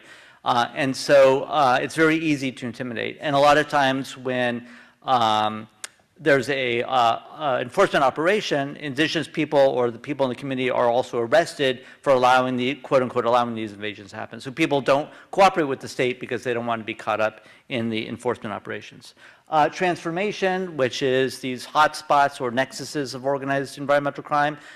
So for example, smelting of gold. So all this, along this process of environmental criminality, these points of transformation. Sawmills, I think, are a huge one in terms of the massive amount of fraud, corruption. Also, Liliana mentioned labor, forced labor in these areas, sawmill areas in particular, and the lack of monitoring by the state in these areas in allowing, for example, in one area we'll talk about in Pucallpa and Ucayali in Peru, the confluence of the rivers come together in Manatay, which is the main sawmill area.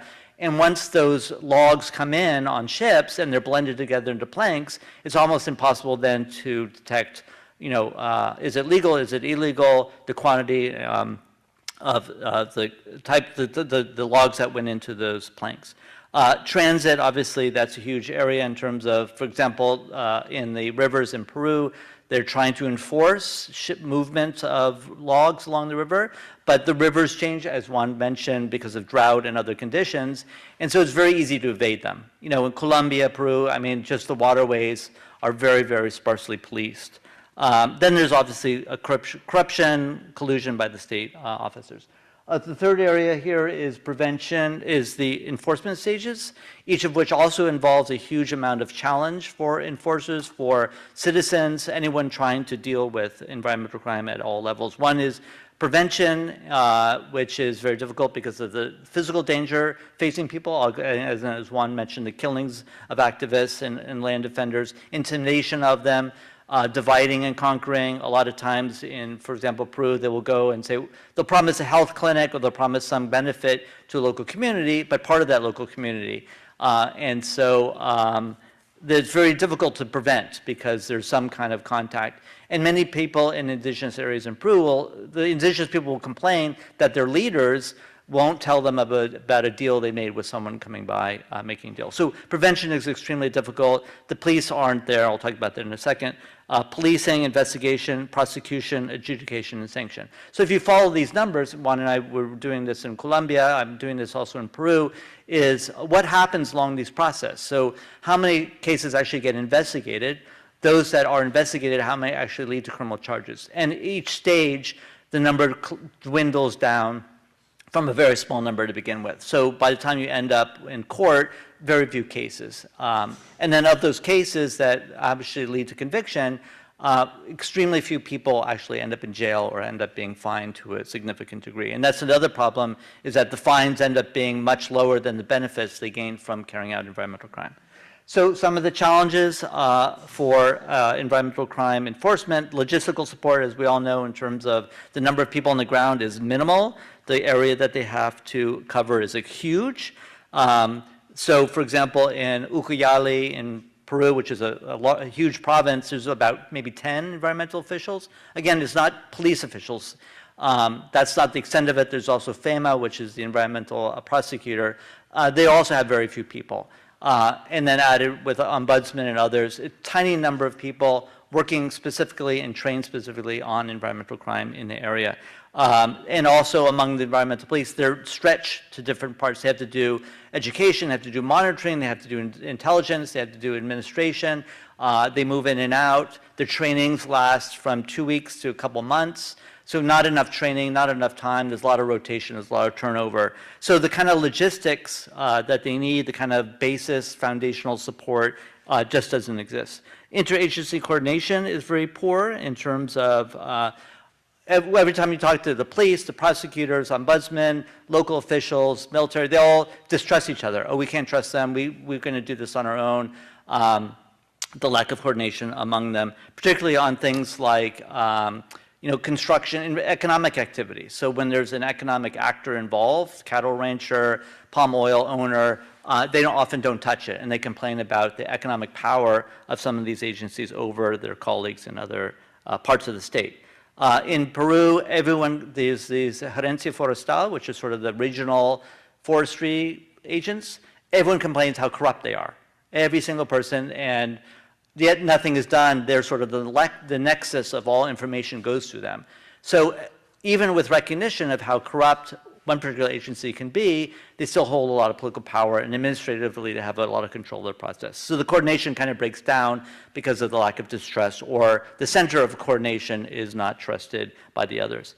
Lack of geographic access. A lot of the police will say, 12 hours to get to a crime scene. When they get there, there's no GPS connection.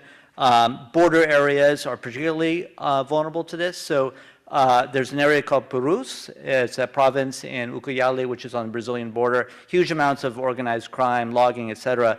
Police will want to go out there. Ombudsmen, people want to go out there. The only way they can get there is through a military plane. And the military will say, well, we're going to charge you $10,000. Like, well, that's twice our budget. So it ends up not happening, right? So the military kind of holds their monopoly power over access to the detriment of the others. Third, political and policy shifts. Obviously, the lack of coordination among federal, provincial, and municipal areas. And the point, for example, of a lot of municipal officers will give permits to people, although even if they're not allowed to. Sort of a form of rent seeking. The officials in the municipal areas kind of go in and out with the mayors, so they want to take advantage of their time they have. And obviously, needless to say, is the political shift. So we have in Colombia shift to a much greener government. Peru is up in the air. Brazil is up in the air, where you could have a very far right-wing government, or you could have a very progressive pro-green government. And that cascades obviously down to all levels in this area. There's lack of data coordination, data methodologies. So for example, the PNN in Colombia, CERNAMP in Peru, which are the forestry agencies, or the ones overseeing the protected areas, have their own databases, their own processes. They struggle to access their own areas. Often they don't share the information. They have different methodologies than the Fiscalia or the other agencies that are collecting information about organized crime. A lack of evidence, a lack of witnesses are obvious in terms of getting their DNA, getting information, decommissioning logs, decommissioning gold. In Peru, when I go out with the police, when they'll get some information about X person is running a gold mining camp. They'll go out there, and the X person is not, no one knows who they are. They obviously don't use their real name. They don't have a location where they can be found, right? So evidence and witnesses are extremely difficult. And without that, it's very difficult to get into court. And a lot of judges in Peru say, unless you can prove a huge detriment to the environment or organized crime, I'm not going to hear the case. So weak cases just don't get anywhere, even if they obviously are connected to larger points. Again, organized crime is extensive, and having the kind of multi-level, multi-year investigations to understand the broader network of organized crime is very difficult given the lack of circumstance. So one of the projects I was working on in Colombia on ranching, in terms of the levels of coordination, and several of the authors, Juan mentioned this as well, and Jim, the coordination of moving cattle from the national parks in Colombia through Guaviare, which is another province, up to Meta, where a lot of the processing, the slaughterhouses are, the coordination of the roads, the coordination of ICA, which is the cattle agency in Colombia, which doesn't do a great job in terms of tracking this, is these levels of organized crime that it's very difficult to attack because they're multifaceted. They're very embedded in the communities of these areas. The courts at the final level are very sparse. They don't have the personnel. They don't have the jurisprudence. They struggle with different kinds of laws. So when a court case comes up, they have to deal with water laws, land laws, agricultural laws, all kinds of things. When you go to the environmental police, for example, in Peru, they have just one person. They have no administrators. They have piles of paper. They don't have computers. So it's extremely difficult for judges to claim a strong presence within the judiciary in terms of focusing on it. And then lastly, evaluation of sanctions is important in terms of when there are actions, and there are, what happens in the community. And for example, displacement. So when there is an operation, where do those criminals go somewhere else if they're not being arrested? Where do they go? What is the impact, and how is policing, how is the community dealing with it? And this goes full circle in the sense that when people don't see any impact in the community of judicial action or enforcement action, they're less likely to participate or cooperate at the first stage. And then that makes it even harder, because at the very first stage, you need citizens to participate in the process. So in Peru, just briefly, I want to talk about, this is the levels of economic activity, environmental crime in these areas, and I just want to focus on two areas. One, Moderators, which is in the south, which is one of the largest areas in the world for illegal gold mining, or was, and as you can see up there, there's a map, and they're mostly along the roads. So the roads connecting Moderators with Puno and some of the other areas in Peru. This map on the bottom is a map of designated areas in the region. So artisanal mining is allowed along the corridor. There's a national reserve called Tambopata, and around that area, the buffer zone you can allow, mining is allowed, and also along the corridor, the roads. But in fact, those expand quickly outward, so they bleed way past those allowed areas. There's a huge amount of economic dependence on it. So, restaurants, residences, everyone depends on illegal gold. So people don't want to cooperate because their livelihoods depend on these roving gold camps that bring in income. And huge amounts of forced labor, huge amounts of trafficking, especially of young women, forced to work in these areas as well. And so this map, when you go out with the police, sometimes they don't know, I'm in an area, who runs this area, what designation is this area, what kind of mining or what kind of logging is allowed in this area. They don't have the contacts, they don't have the connections with the local community to understand what I'm seeing legal or illegal or somewhere in between. And it's a huge problem. Up here is the, in the middle is Ucayali, and that's where Pucallpa, in the center of a lot of the timber trafficking in Peru, comes up. And it has a roadway directly to Lima, Callao, to the port areas where it gets exported. And again, the lack of enforcement, one example is along the road, there are inspection stations. So every 20 miles or so, the trucks have to stop.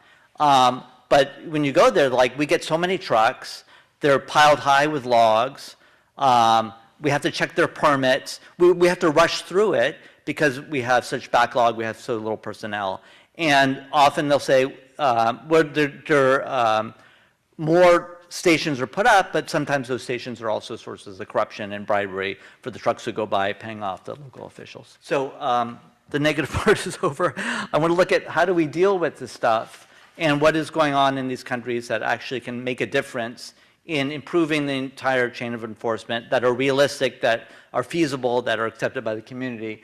And a couple of things is there's a lot more data coordination in Peru.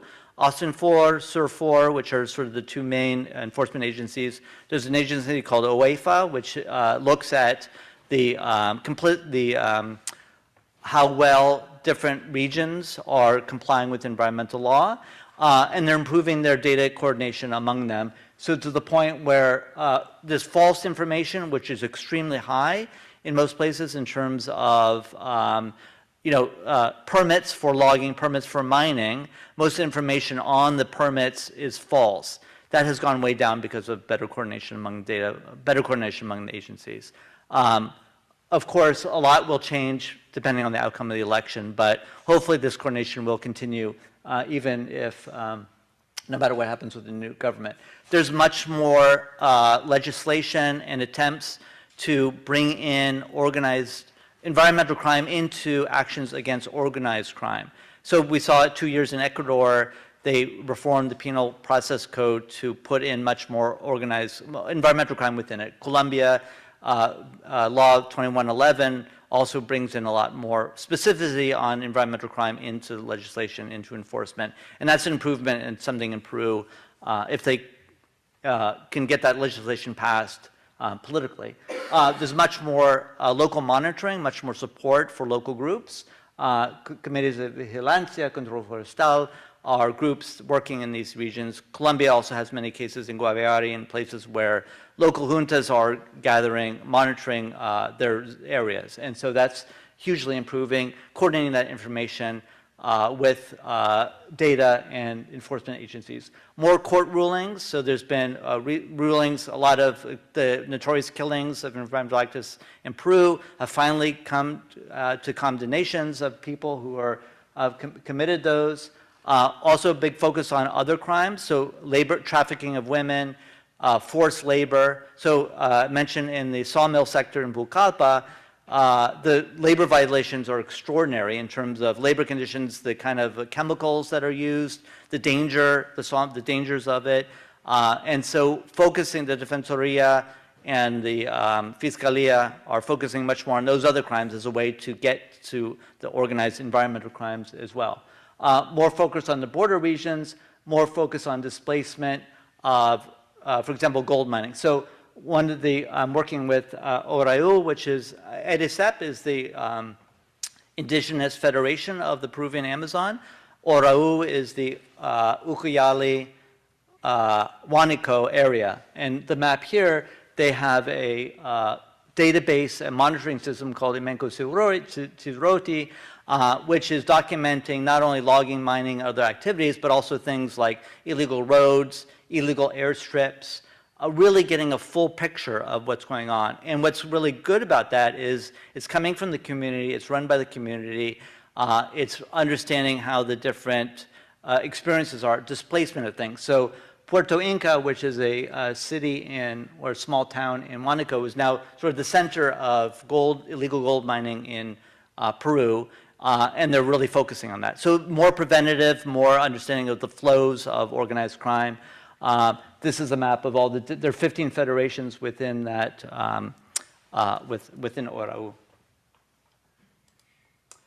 Turning to Brazil, I'm working currently with IBAMA on they have a fund through One Amazon, and working with Red La Fica, which is the structure of environmental prosecutors in Latin America, to do a diagnostic of the whole region on how to integrate AI into enforcement possibilities. And then that will be followed up with some technical visits and cooperation among the states. And some of the things that IBAMA, as you all may know, under Bolsonaro, this is the Environmental Agency of Brazil, was decimated. Lula, the president, has rehired thousands of people, but they're trying to catch up. And they're really trying to kind of get ahead by kind of thinking about the future. And some of the priorities they have is the coordination, right? So Brazil is a massive country. 60% of the Amazon is in this area, working with the very autonomous state governments in how to coordinate their operations. So you go to some meetings, and they'll talk about, they go to the IBAMA, and the police will go out and do an operation, and they'll find out that the regional police or regional actors are already there, right? So a lot of coordination. They're also using AI in a very interesting way, in that most operations don't result in anything. They go out, no one's there, you know, they land their helicopters and the airstrips, the criminals are gone. How do you make sure, given you have a lack of resources, a massive amount of territory, how do you ensure that the inspections that you're going to do, the operations you're going to do, are actually going to catch somebody? And that's been improving through AI systems as well. In many ways. Supply lines, CSTOF, which is, I'll talk about next year, is a system that is like a blockchain system that Brazil has pioneered in terms of when someone produces logs, whatever forestry products, they have to put it into this register at every single step, and every single port that, like fish or timber or any kind of product, has to be documented and put on this blockchain, and it avoids manipulation of the areas. A huge amount of focusing on municipal governments, because again, municipal governments aren't just, you know, they're not just towns, but they cover huge amounts of territory. How do you help them? How do you engage with them to improve areas? And then, of course, protected areas in terms of indigenous areas, special communities, extractive areas that they call them in Brazil.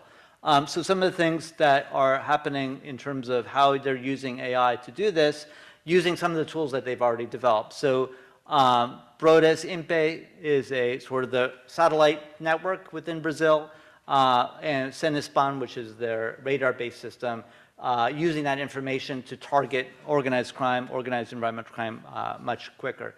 There's two, a history, Jurupari and Acuandaba, which are these massive organized crime, environmental crime investigations that have happened in Brazil. The last one, which went all the way up to the environmental minister. And that is because they carried out this satellite organized crime investigations on the ground with a lot of these larger coordination among agencies at different levels. So much more integration of data and intelligence through the different agencies that they have. And a lot of this is offered on Pangaea, which is their analysis platform, using, they map areas that are under sanction, so areas that are red alerts for environmental crime activity, and is constantly updated and constantly accessed. So trying to integrate all this information in, from the different parts of the Amazon region, which covers the northern third of the country. So the project I'm going to be working on in the coming year is in Pará, in a state. This is the state of Pará in Brazil, along with Rondônia, Acre, others. Huge amounts of deforestation in this area. It's a very large state. And there's a new system, Cortales, which is an effort to focus on how do you prioritize information? How do you prioritize alerts? How do you make sure that you can get to those areas, accessibility, so the logistical coordination of getting to these areas, some of them are very remote, focusing on the areas where change is happening very quickly, so where you see a consolidation of organized crime groups in a certain area, a consolidation of money laundering, logging, mining, extractive activities, et cetera. The proximity, so certain areas, when you see hotspots of organized environmental crime, and as they consolidate, they obviously become a very large area. So preventing those sort of large criminal areas under control by organized crime to prevent them from happening in this area. And then what are the larger potential for arrest, for actually capturing someone? So how do you so basically prioritizing information and making sure that information can actually lead to successful enforcement outcomes. Satellite information, working with the Fiscalia, working with indigenous groups, et cetera. Colaboración Viva is a Pará state-based program to actually try to carry this out using fraud detection capabilities, mapping, looking at transit, and looking at working with, these are the different municipalities in Pará. And this is a map where of some of the alerts of deforestation, of illegal logging, and these are some of the areas in terms of the the levels of extent of organized environmental crime, especially logging in these areas. And then how do you, going back to the beginning of this, which are the two ends of the enforcement chain, the final end is the technology and the larger policy approach. At the beginning, which is the most important, is the community. How do you engage the community? Sort of like the IDASEP in Peru, where you give them more tools and they're more empowered to bring in information, to build trust, to carry out monitoring of their own territories. The project I've been working on in Pará will be working in 3 different types of areas in terms of what is going on in your area, what is the economic implications of the types of environmental activities, environmental crime, as Juan mentioned also, what are the climate and Juan also, the climate impact changes and how that affects your livelihood. There's these sustainable development areas.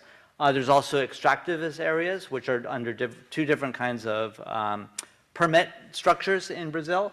And then there's quilombos, which are sort of the, a lot of Afro-Brazilian, also in some indigenous areas. And one of the focus is on the Tapajos Basin. So a lot of the presentations were so good at talking about the rivers and the importance of rivers. The Tapajos Basin, I think if you can see, I'll use my Santarém, which is, so Belém is the main city.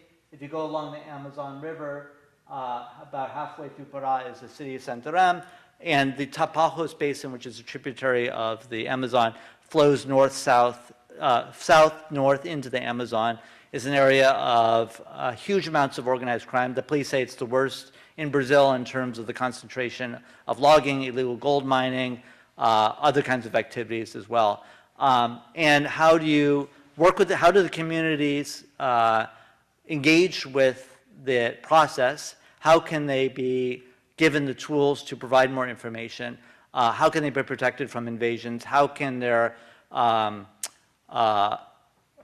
economies be sustained without having to engage with organized crime or fraudulent kinds of processes? So hopefully that is showing us a way to connect indigenous and local communities at the very beginning of the process so that the rest of the process gets bolstered and it becomes a virtuous cycle as opposed to the very destructive cycle that we've seen throughout the region.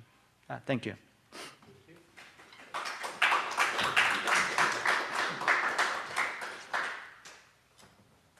Thank you so much, Professor Ungar and Liliana Duica also for these 2 great presentations. So let's collect some answers from the audience. I'm gonna, perhaps share the microphone with you. So.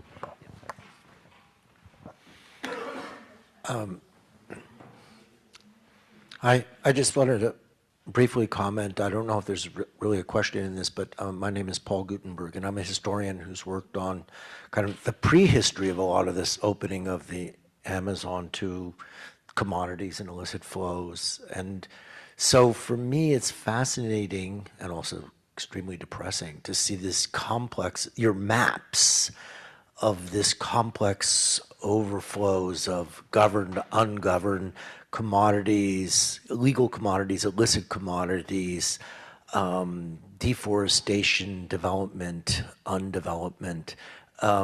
There's a prehistory to this that Liliana Dabalos, a Colombian biologist, and I, we co-wrote a book together about how in the 1950s and 60s, road building, just this primitive compared to today, along the Amazon ridge by governments and colonization projects actually led over time to the origins of cocaine, which was the name of our book. So there was government efforts in illicit commodities, failures, and leading into these complexes of illicit flows that exploded in the 1970s, 1980s, and 1990s.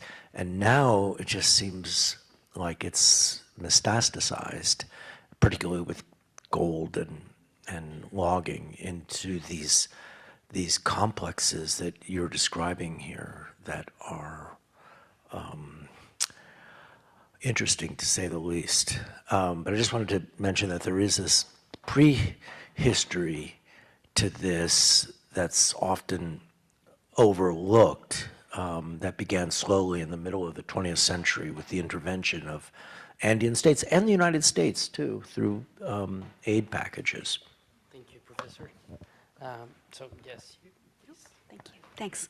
Hi, I'm Christine from Rainforest Foundation here in New York. Thank you very much, both of you, for your presentations. And we support a bunch of community forest monitoring work, including some that you mentioned with IDACEP and ORAU. And I'm really interested if you have any data or information or can point me to research that's been done that looks at, you know, one of the challenges that we have, our partners have, is in how do you translate information into action? So if you have any data around like the number of alerts and cases that are brought up versus the ones that are acted on or result in sanctions. Thanks. And let's collect the last question, perhaps, Professor Arias. Yeah, thank you, Liliana and Mark, for those wonderful presentations. I was struck by the way in which, as someone who's done a lot of research in urban areas, the territoriality of the Amazon is different, right? Both in terms of the practices of crime in Liliana's presentation and the presence of the state. And I wanted you, I guess, to reflect a little bit on the nature of territoriality in these spaces, how spaces are connected, and the implications this has for the presence of the state and the practices of criminality in the region. Okay. So let's get these three questions, and then we get. Okay. Yeah. Yeah. So thank you, Professor Ungar, and of course Liliana, for this. My question was purely issues of legitimacy of the state, especially when it comes to issues like this. Bouncing on Professor Arias' question, it seems that in some of these spaces, especially in Kenya, informal actors seem to have more power, and I will say more organizing and convening power than the government have. Sometimes they provide services better than the government does, and the communities that we wish to turn, they themselves do not want the government to be in place. They actually find that their local arrangements are more legitimate, and I'm curious, how do we handle that? Then the other one is on environmental crime has always been the soft underbelly of organized crime. And I'm curious to know, now that we know there's more money and attention going into fighting an environmental crime, how is that helping us fight the networks that are involved in other crimes, you know, drug trafficking, illegal mining, etc., etc. Yeah? Thank you. Mm-hmm. So yeah, please, who wants to? Gracias, Juan. Oof. Sorry to present so terrible diagnose that you were. I didn't want to mention on the I didn't want to highlight the low tone. That's why I began with the video, that I think it's a way, actually, this is what we, what we are fighting for, no? So for the first comment, actually, and I was thinking on that when I asked actually about the roadways that Juan mentioned, because recently I read a paper about the road hotspot of El Estrecho in Peru that actually connects Colombia with Peru, and it's like a proper driver of deforestation that actually connects the river and the connectivity between Peru and Colombia, and it's sad. It's at the scale that we monitor at the foundation with the information that we produce with the low altitude flights, for instance, but also the expansion on road network. And it's year by year by year by year, getting worse and worse and worse. So I share the incredible findings of Professor Mark that actually we need more data in order to act, and maybe that connected with what we can do, because it's horrendous. I have no word to say that actually convey more information, having more journalists, have more public policy about that, and speak out about what is happening here. Actually, en el Planetario Distrital de Bogotá this week, we finished a project with Rewild about cattle ranching and deforestation. It's a project that we have for 3 years, and we ended up with an artistic display exposition about Nukak. And it's so sad that in the 80s, they were first contacted by a US religious organization. Yes, and that's what they were uncontacted, voluntary, and since 1980s, everything has getting worse in the Nukak reservation, now counting 1 million animals there, grazing the lands, and actually landmines, this is my research topic, landmines, actually how landmines change the landscape, and they cannot fish, hunt, eat in the places they were having their own culture. So we are witnesses of how war and these practices actually change cultures, as this that only we have 1,000 Nukak indigenous left in Colombia. It's the last semi-nomadic tribe in Colombia. And that's why we are advocating about that, because Yuripase actually are very threatened in the Pure River, are uncontacted. That's why we don't know if how percentage is Yuri and how other percentage is Pase. So our Yuri Pase, uncontacted voluntary people. So we have these examples from the past in order to advocate for future. I think that could be one of the main things that your comment actually resonates with me, because I know there is a lot of information here, and we should speak up about what is happening here.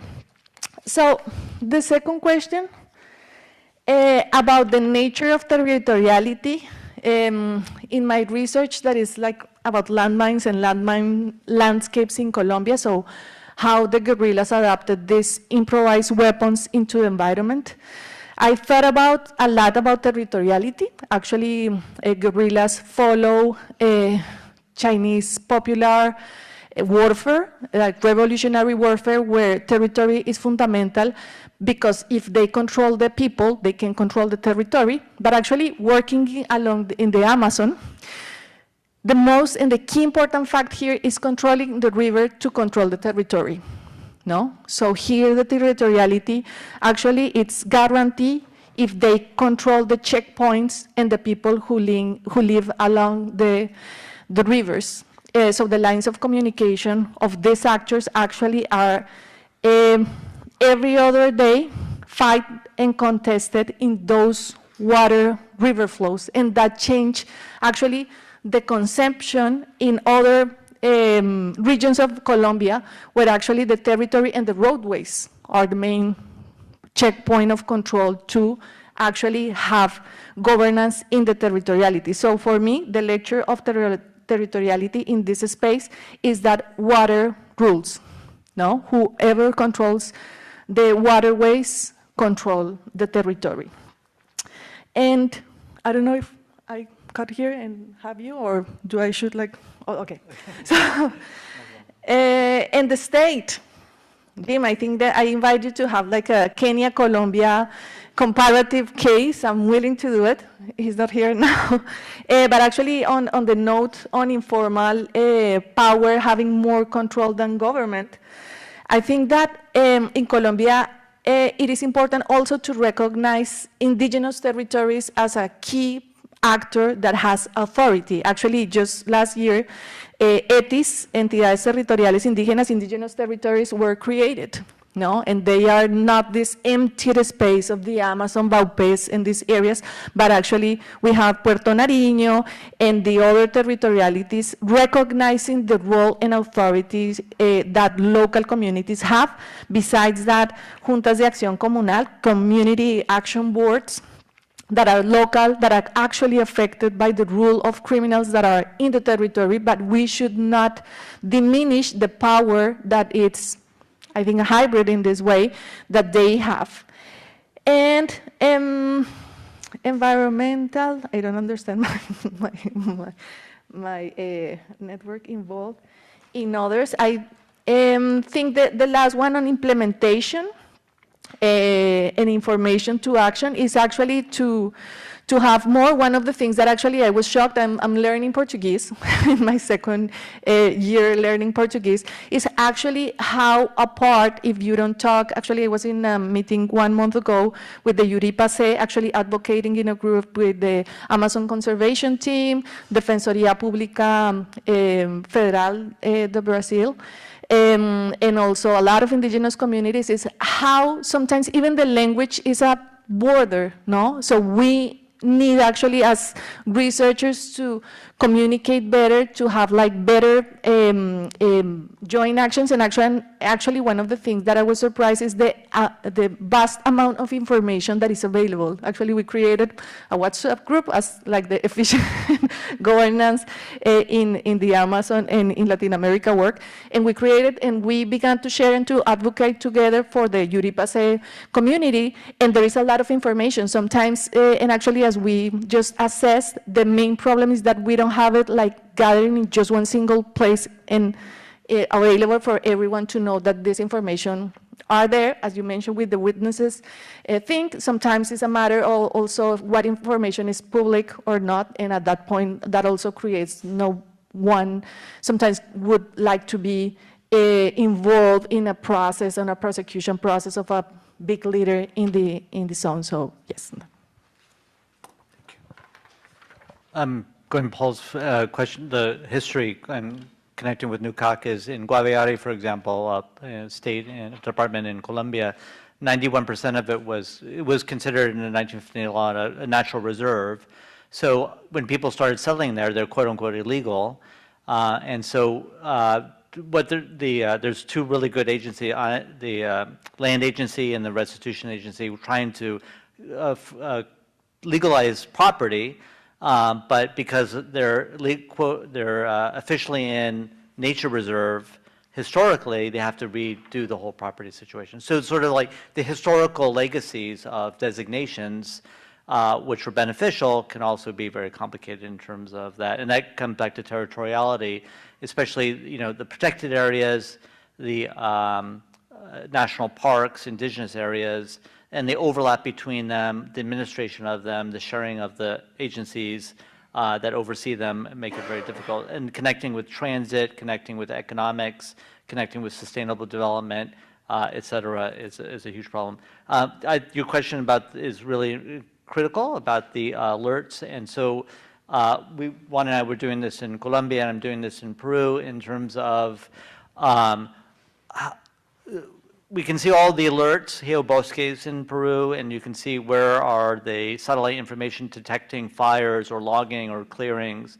How is that information processed at a different level? How do the police, ombuds, the Gerencia Forestal, the forestry agency, how do they respond to that? How do they go out? How do they coordinate? how many of those lead to investigations, et cetera. So Moderators, as a region, they have actually some documentation, so you can actually see how many cases are in the court. The problem then becomes, you ask judges or judicial administrators, we don't know how many people are actually fined or actually incarcerated, like 2 or 3, maybe. Most people who are actually arrested are low-level people. In terms of, Juan's done some great work on Operación Artemisa in Colombia. Similar, there's Operación Mercurio in Peru, where a lot of the people arrested in these operations are low-level people. And so even if the case does get through all the steps, it may not actually have an impact because these are people kind of forced into it or having to do it for a living. So Ucayali, you go there, and this is actually interesting, when they actually don't have the information, that's very informative in the sense of, why don't you have the information, why don't you coordinate? So the courts in Ucayali, they don't keep track of how many environmental cases there are. They give it, the police has that information, but the police, they kind of write it down in notebooks. So there's no systematization of it, there's no analysis of it. Everyone is kind of working by the seat of their pants in terms of constant emergencies, constant work, and unable to have the resources or the time to take a bigger picture of this. I know in certain areas, about 80% of cases are dismissed for lack of evidence, because they're minor crimes, et cetera. So it's very, very difficult. And the questions about state legitimacy, I think are really important in terms of the collusion. As I mentioned, there's sort of nexuses of particularly corrupt agencies, also politicized agencies. You may familiar, the CARs, the Corporaciones Autónomas Regionales, which oversee the environmental areas in Colombia. Most of their staff is temporary, and they can't carry out or blow the whistle on organized crime because they're afraid of losing their jobs. And they're very political, and the environmental ministries have turnovers. They're very politicized also. So in terms of people feeling that the state is legitimate, not so politicized, I think is a real problem in these areas. And then you have this fragmentation, right? So in Peru, the DREM, which oversees the mining, they have their own procedures, their own agencies, their own difficulties. They'll mention that, officials in local areas, they don't trust their own officials. They contract out to people to go monitor this area where gold mining has been reported, but they're like, we don't really know if they're telling us the truth. They're not permanent personnel. They're not trained, and therefore, even within the mining agencies, there's a lot of distrust among them because temporary workers, people who aren't trained, people who are subject to bribery and intimidation. So state legitimacy is huge because the state is so fragmented. The state is so temporary in so many cases. The state they don't have the personnel and the training and the political support to provide the legitimacy that people need. Okay, so we are running a little bit of time, so let's take a 10 minutes perhaps pause, and then we finish with Brian Ebu's presentation. Thank you for your questions. So we are privileged for our keynote address to have with us today Bram Ibis from Amazon Underworld and International Crisis Group, who has done some really wonderful reports over the last several years on crime in the Amazon, really employing some innovative techniques to gather new and interesting data about the spatiality and distribution of crime in the region. Mr. Ibis has degrees in cultural anthropology, development sociology, and global criminology from Utrecht University. And he has conducted field research in various parts of Latin America and Europe. His investigations have been published in such outlets as The Guardian, Time, Vice News, Newsweek, and Al Jazeera, and have been recognized with multiple awards, including 2 online journalism awards and 2 Gabo journalism awards. So without further ado, Bram.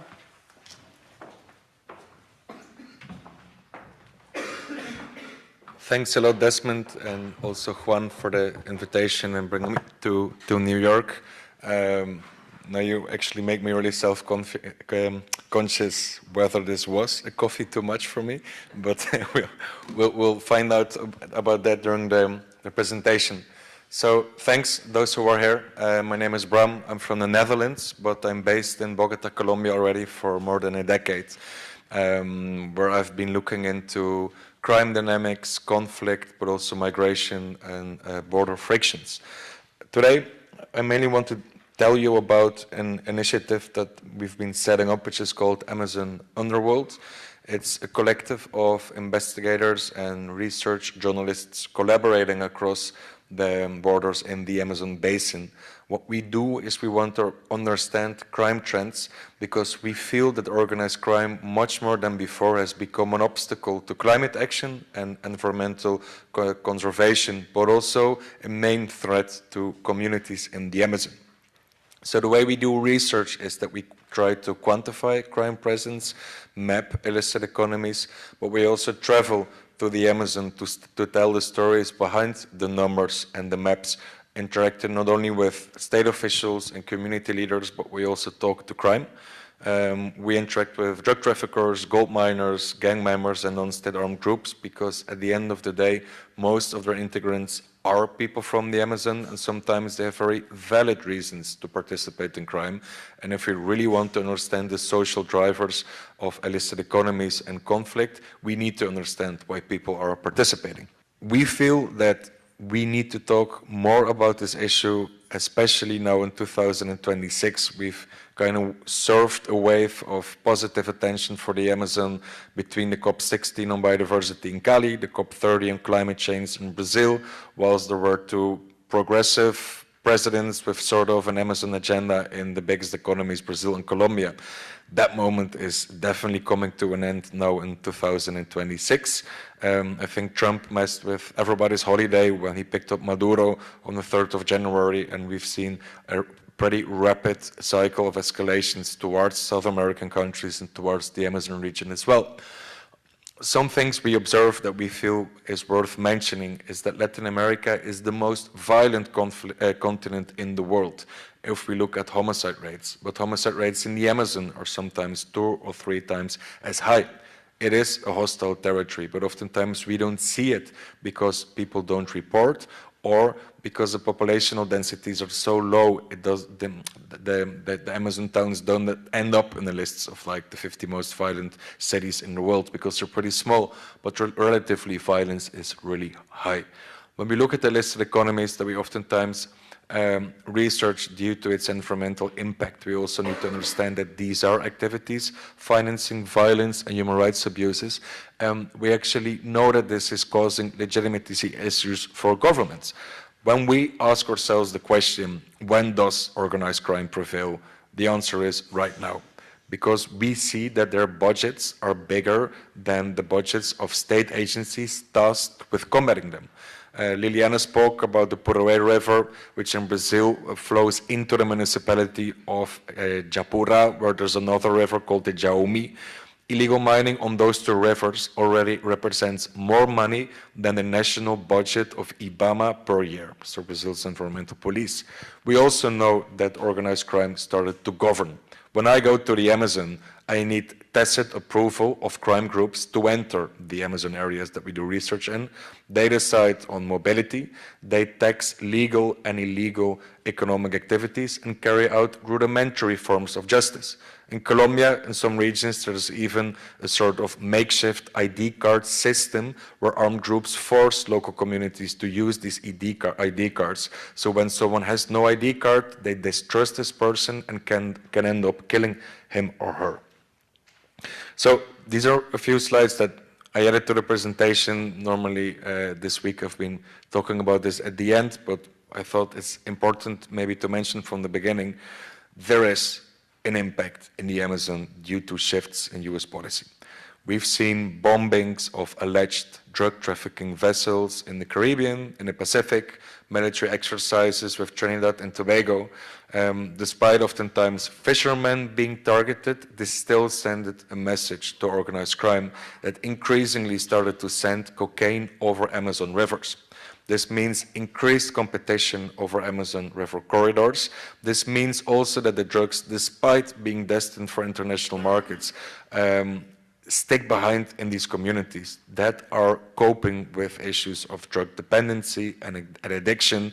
We know that drugs are being used as a hook to involve indigenous youths with organized crime, make them dependent, having them with a need to make money to pay for the drugs, which sends them often to illicit economies.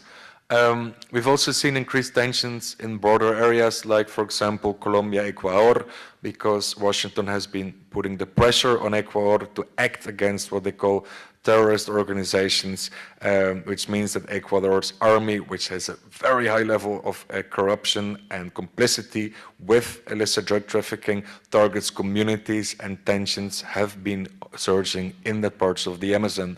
And specifically, but I will talk a bit more about that later in the presentation, what is happening in Venezuela with the new mining law. This is a map that we made to indicate some of the main Amazon River corridors, routes increasingly being used after the bombings of alleged trafficking vessels. The Rio Orinoco services sea routes where cocaine is taken onto semi-submersibles, taken out to the open sea and then loaded onto container ships before heading towards Europe or the US. South of the Orinoco River, there's a lot of clandestine airstrips with routes to Central America, but also further south into the Guyanas, Brazil, but also towards Chile. And we've seen other corridors over the Rio Negro that connects with the Amazon River and then onwards to, for example, Barcarena near Belém, or with other routes to Santos. So the Rio Purue got pretty popular. I'm not the first one to talk about it today. This is a river that we visited in 2023. This is a picture I took of a gold mining dredge. These colossal metallic beasts can easily cost up to $500,000, sometimes more than $1 million US. They scoop up sediments from the rivers, process them to extract about 3 kilos of gold per month. On the river, on a good day, there's at least 150 of these mining dredges. It's important to talk about them because they're game changers. They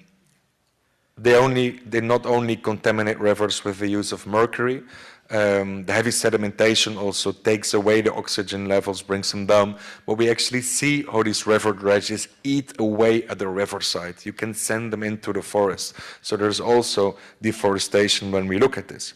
When we talk about conflict financing, this is a tiny paper that was given to me by one of the miners, which says aporte voluntario, but this is not necessarily a voluntary contribution. This is an extortion fee of 40 grams of gold being paid to FARC dissident groups that are collecting kickbacks from the legal gold miners. So a big question, of course, is how is it possible that these colossal mining boats end up in the midst of the jungle whilst they are slow to move and can easily be detected with satellite imagery? The answer is corruption. We know that the miners have so much money, they've been buying information. For example, here is a case of 2023 where miners have been paying, I think, about $200,000 US to obtain information about impending crackdowns, so they know. When they know, they can anticipate, hide equipment, move their mining machines, and to be honest, paying law enforcement also makes them complicit. When we went to the River Purue in 2023, we needed to leave from La Pedrera in Colombia over the Caquetá River, then double back onto the Purue, and we knew the guerrilla was using that river, but we also knew the guerrilla knew we were coming. The miners are using shotguns to protect their mining boats, but we also had previous contact with them. There's river pirates, but they move at night, so we move during the day. So we thought, okay, we assess everything, will be good, which wasn't the case. We were threatened at gunpoint. We were forced to delete our memory cards, but luckily had copies by the Brazilian military police, who was also collecting kickbacks from these illegal mining boats and therefore was at the service of the illegal mining industry. So when we talk about the state responses, the sporadic crackdowns that cost a lot of money, the question is always, is this effective or not? And I think on the Paraguay River, it's still an open question. When there's unilateral crackdowns, for example, on the Colombian side, the boats first go to Brazil or vice versa. So we've seen a series of operations with both Colombian and Brazilian authorities involved, and the idea is to sustain pressure on the Paraguay River, but the cat and mouse game hasn't come to an end yet, and we still know that boats are coming back after crackdowns. So what is really happening? We analyzed the color of the river, which on the left-hand side is, as you can see, like coffee with milk. This indicates dredging or mining activity. And on the right-hand side, the river is pretty dark. It's organic, natural color in the Amazon. So when we were looking at some of the dates of the crackdowns on the Paraguay River, we actually saw that sometimes 3 or 5 days before the law enforcement crackdown, the river would change from coffee with milk to its dark original color because the miners knew police or the army was coming, and they stopped the mining activities, hid the equipment, and waited a week until the crackdown was over, and then went back to mining. So talking about transnational environmental crimes means that there's always this cross-border character, because there is a movement of people, money, weapons, commodities, but we also can talk about harms that cross the river.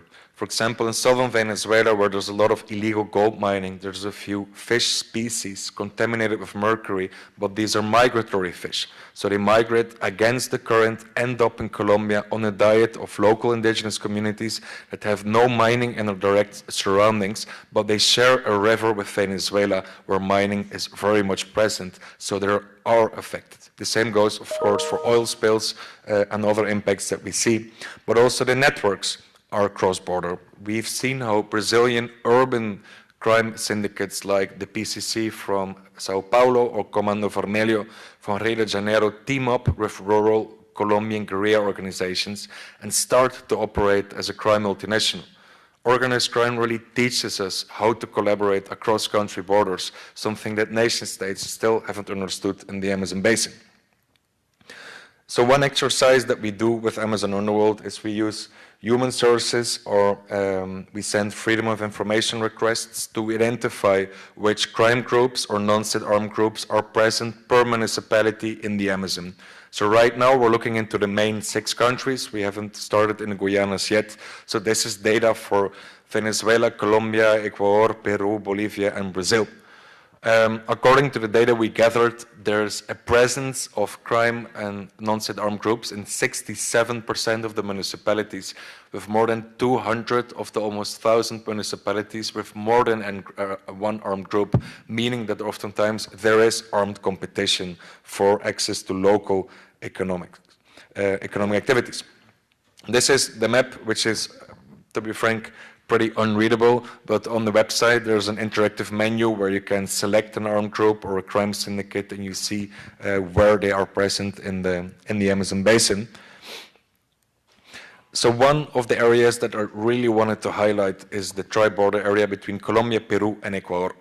Last year we were also visiting the Comandos de la Frontera, which is a sort of new non-state armed group in Colombia, which came to existence after the 2016 peace agreements with the former FARC, then the largest guerrilla organization in Latin America.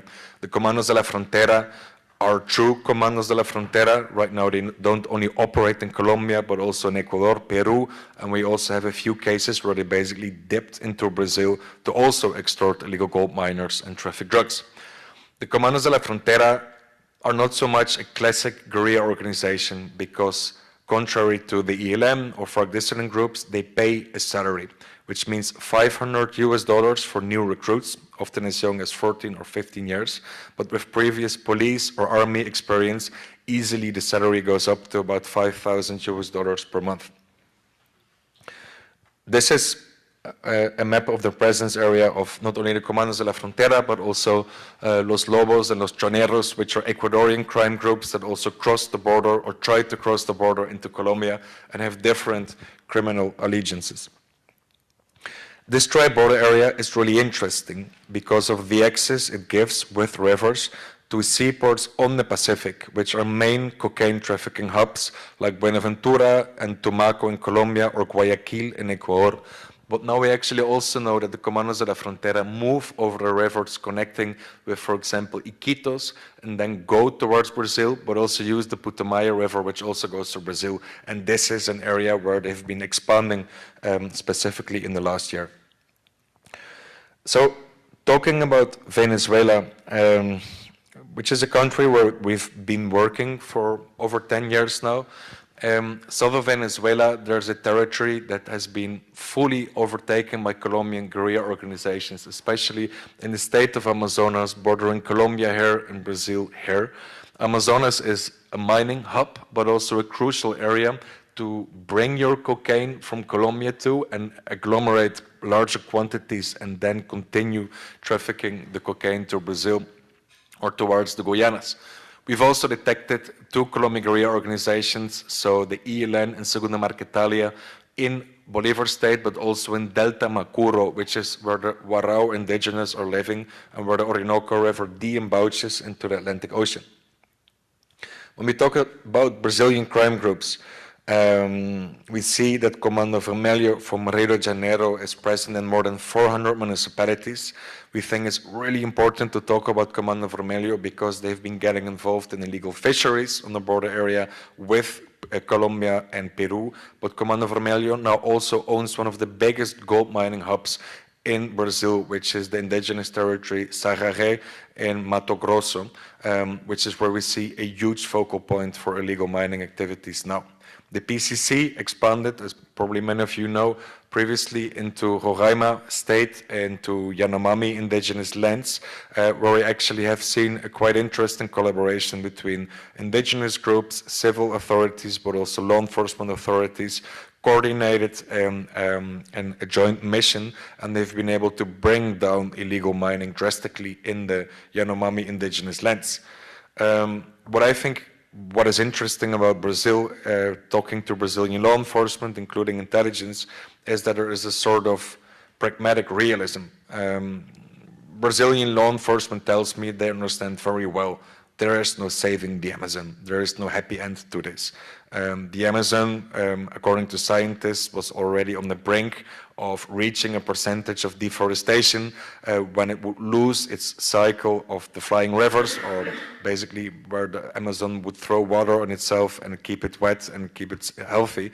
The crucial limit of deforestation, I think we were already reaching 5 years ago.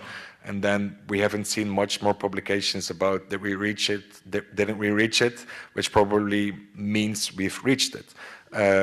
This implicates that a big part of the Amazon, specifically in Bolivia and Brazil, will become a different ecosystem, which is also worth saving. Some parts of the Amazon, specifically closer to the Andean mountain range, will have a bigger chance of surviving. But for example, in Brazil, what law enforcement told me is that this is happening and we cannot bomb climate change. We need to make decisions. And decisions is priorities. And priorities, for example, means we're saving the Yanomami indigenous because that's what the president told us. In the Yanomami indigenous lands, Lula did something really interesting, which was to declare a public health emergency as a consequence of illegal mining, which then unlocked international humanitarian funding and activities of a different set of donors that don't move in the environmental world, and there was more political capital to save the Yanomami. And they did. The Yanomami have been saved, illegal mining has been reduced in Yanomami indigenous lands, and all the legal miners are now in southern Venezuela, Guyana, Suriname, Amazonas, and Pará. But still, I think it's an interesting discussion whether it's valid to take these kind of decisions, prioritize one area because of the indigenous peoples or because it's a biodiversity hotspot, and sacrifice other areas. Because I think it's necessary, because if we try to save everything, we won't save anything. So this is a map we made about the presence of, in blue, Comando Vermelho, and in red, PCC. As you can see, Comando Vermelho also expanded into Peru, which I think is really interesting because PCC and Comando Vermelho both traffic cocaine, but we've seen that CV moved into Peru, for example, in Ucayali and Loreto and in the province of Mariscal Ramon Castilla in the tri-border area with Colombia and Brazil. to control coca plantations, to control laboratories, and to control exit routes. So basically, they now own the whole cocaine supply chain from production, fabrication to export. And Brazil, of course, is still, I think, on the country list, the second market for cocaine in terms of consumption. So Brazil is a huge market, but also transit point to Western Africa and to Europe. So trying to understand when and how did crime dynamics change in the Amazon, we think that 2016 was a crucial year. Of course, in Colombia, the peace agreements, which were comprehensive with the former FARC, were signed. The FARC was the guerrilla group most present in the Amazon, and to be really honest, they left. I think more than 90% of ex-combatants signed up to a peace treaty, demobilized and reintegrated, which is a very high success rate. Unfortunately, the government didn't step into the power vacuum, and now we have several non-state armed groups and organized crime organizations competing for access over the Colombian Amazon, and this is violence that spilled over the country borders. Then in Venezuela, in the same year, Nicolas Maduro signed a decree called the Orinoco Mining Arc, opening up an area of 112,000 square kilometers in Venezuela for mining development. This, of course, was a model to make up for the loss of the revenues from the oil industry, which collapsed before due to various reasons. So what we thought is that Venezuela is not a historic mining country like neighbors Colombia and Brazil. And as journalists, we went to Venezuela to look for these foreign investors, public corporations involved in mining. We were so naive that we actually hoped to find something and maybe blame global corporations for to be done damage, but we didn't find anything with regards to foreign investments. What we did find was two Colombian guerrilla organizations, Venezuelan organized crime, working in cahoots with the Venezuelan state army to run an ever-growing mining racket, devastating indigenous lands and Venezuela's ecosystem. Now I think Venezuela is one of the most affected countries by illegal gold mining in the continent. In Brazil, in the exact same year, we saw how both crime groups from Rio de Janeiro and Sao Paulo, CV and PCC, operated in an alliance, and they had a deal to not attack each other. They came to the Amazon to occupy drug trafficking routes, but they stayed for the gold, the illegal fisheries, and the timber. But in 2016, they broke their criminal alliance, and the war for the Brazilian Amazon started. We saw massacres in the presence of Boa Vista and Manaus in 2017, and the violence basically never stopped. So in 2016, everything started to change. Then, of course, during the pandemic, law enforcement laid low, government budgets were reprioritized, and that gave another chance for organized crime to grow in the Amazon basin. We think another chapter is being opened basically as we speak. Liliana mentioned a few things already about critical minerals in the Amazon, and we think this is a fairly new debate because when we talk about minerals, critical minerals, so I'm not talking about transition minerals anymore. Maybe I should, maybe I shouldn't, but we think these minerals are not for the energy transition. They're for something way darker, which is defense, or as Washington, they even don't lie about it anymore. There's a Ministry of War right now, and that's what it's meant for, and artificial intelligence. So when we talk about these minerals, we know that there is a triangle of lithium in Bolivia, Argentina, and Chile, but in the Amazon rainforest, there's also a lot. In Brazil, we do have information because during the military dictatorship of the 1970s, there was a huge mission of geoprospection. This is why we know that Brazil has the largest deposit of niobium in the world, which is part of coltan. And we know that Brazil has the second largest deposits of rare earth elements. Nevertheless, if Brazil has it, why do the other countries not have it? Maybe they have it as well. The thing is that in Venezuela, the US Geological Service had a lot of access, had done some sampling in the 1990s and already had promising results. But since Hugo Chavez came to power in 1999, we don't really know how these studies advanced. US Geological Service has no access anymore. We know the Chinese do have access. But then when we try to ask the question for Colombia, it's actually a bit more interesting, because when I talk to the Colombian Geological Service, they basically say, we don't know. When I talk to the Colombian Navy, whenever they seize what they call black sands on the rivers in the Amazon, and ask them, what are you seizing? One army general literally told me, no tenemos ni idea de esta vaina, which also basically means we have no clue. So in Colombia, many things are happening, but we don't know what. There is a narrative that maybe it's better to not know what there is in the Amazon, because then we can protect it. And I personally don't believe in that narrative. Knowledge is power, and right now that doesn't reside with the Colombian government, but the guerrilla knows very well what they're extracting in Colombia, and the Chinese know very well what they're buying from the Colombian guerrilla, because the critical minerals boom has started in the Amazon. These are a few pictures that we've taken on the border between Colombia and Venezuela. These are some of the minerals that are being mined. We tried to develop a map based on information from geological services, based on information from some of the public and private universities, but also talking to one Venezuelan geologist. When we showed him this map, he basically said, well done, but still this is geofiction. This is a map based on what there is that we know, but most of it we still don't know. Also talking to the US Geological Service, asking them about what they can do with remote sensing, is they say we can do a lot, but we need to see the rocks. If we look at the Amazon, we basically see a field of broccoli, so we don't know what's underneath the canopy. What we did with Amazon Underworld, when we went to the field and tried to speak to some of the involved communities and miners, they were able to give us samples, which are these black sands that they're extracting from these jungle mining pits, either on landmines or with river dredges. These black sands that are being sold by the community, sometimes for the price of a potato, because they don't know what it is. We've seen that these black sands are exported with false customs codes, oftentimes as tin concentrate. When we took it to a laboratory, so samples from Venezuela and Colombia, the results were the same. It's not only tin, but it's also tungsten and tantalum. Tantalum is the ton of coltan, but there were also two minerals containing rare earth elements. And this is, of course, what it's about.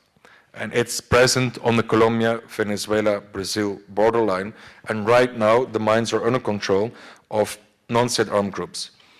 In Venezuela, talking to some of the indigenous miners and mineral traffickers, they've told us that most of these mines are under control of Colombia's National Liberation Army, which is the ELN guerrilla, and the Segunda Marquetalia, which is a FARC dissident group. Both of them are FTOs, and I will come back to that. Both groups are extracting minerals with communities at their service. Sometimes miners need to hand in their cell phones, so they can't even take a picture. And then what we know is that the minerals are taken to Venezuelan state companies. They then export to China via the port cities of La Guaira and Maracaibo in Venezuela, or bring it to Colombia, where it's legalized into the Colombian legal supply chain, sometimes as construction materials, decorative sands, everything that looks like black sands. Then it goes to the port cities of Buenaventura and Cartagena before being sold again to buyers in China. So when we talk to these community members and ask them, how is it to work in these mines, it's definitely not fun. They've talked to us about extrajudicial killings, summary executions, improvised makeshift jungle prisons with barbed wire where people are exposed to sun without food and water for days. There's sexual exploitation, there's child labor, there's forced labor. These are the critical mineral mines. Then, of course, there is some environmental destruction, but what I think is interesting is that since you just need to access the rocks or the sand, there is no usage of mercury. This is one of the mines that we identified in the state of Bolívar in Venezuela, which really resembles what we see in satellite images of a gold mine. And then there's, of course, a question, what about the communities? What I sometimes fear is that on these international conventions, action weeks in London, in New York, we see indigenous leadership, which is always pro-environmental protection, which is always very charismatic, and that always has a narrative that suits the narrative of the big NGOs. which is something I definitely applaud because I personally can identify with it. But oftentimes in the Amazon, when we talk to community leaders, there's a different narrative. And these are the communities that, of course, don't reach the international spotlight. We've been talking to a lot of communities in the Colombian Amazon that are mining communities. And I have a lot of respect, for example, for this guy who is a diver who puts on a belt with lead so that he can sink down up to 20, 25 meters depth in the river. The waters are murky, he can't see. He has this hose with which he sucks up sediments which are processed on the boat. And sometimes he's underwater without sight for 5 to 6 hours. So these guys are working really hard. They learned from the Brazilians in the 1990s how to build river dredges for gold mining, and they've been mining for gold illegally for decades. And this is what sent their children to school in faraway cities. This is what enables them to buy, for example, meat. They literally told me, I also want to eat like a white guy, like you, Bram, so I'm tired of eating fish and I want to buy meat, and this costs money. They also want to sleep on a mattress and not in a hammock anymore, and this costs money. And I also want to send my children to school, have Starlink internet so I can talk to them, and this also costs money. And here the only thing that provides money is mining, so we are a miner community. I thought that was a pretty good explanation for my pretty stupid question about why they were doing this. But this particular community working with mercury and gold mining also found critical minerals. And they're arguing that if they can get a fair price for their black sands, they are willing to phase out of illegal gold mining, stop using mercury, and start mining with less contaminating tools. But the thing is, Bogota wants to prohibit all mining activities in the Amazon, which of course is a very good idea from an environmental perspective. But if Bogota can't reach the Amazon because they don't have funds, or they're too afraid of the non-state armed groups who, for example, prohibited park rangers entering their 11 national parks in the Colombian Amazon, it's easy to prohibit, but you can't implement it. So you basically condemn all the communities to partake in illegal mining, because the communities say, we will be miners always, if it's legal or illegal. Illegal mining means with no labor standards, selling to non-state armed groups for cheap price. Legal mining would mean restricted mining with good practices, no mercury, and selling for a fair price. So from the perspective of some of these Amazon communities, mining is something that they definitely want to consider, but they need a bit of help from the state agencies, because prohibiting in the capital cities without providing alternatives, but also not having the enforcement capacities to halt illegal mining, in the end makes no sense. So these are some of the trafficking routes of critical minerals that we already touched upon. Some of the export data that we obtained of tin concentrate, but to be honest, this is just an example because they're using so many other customs codes. So in Venezuela, there's new legislation. In Brazil, there is more well-thought legislation around critical minerals. In Colombia, we basically feel there's barely any legislation. So I have this picture here of former General Rafael Olaya. We went on a few operations with him, and I always liked to joke with General Rafael that he's General Coltan, because he's a general who seized most coltan in the history of Colombia, which is over 60,000 kilos of coltan ore in 5 months.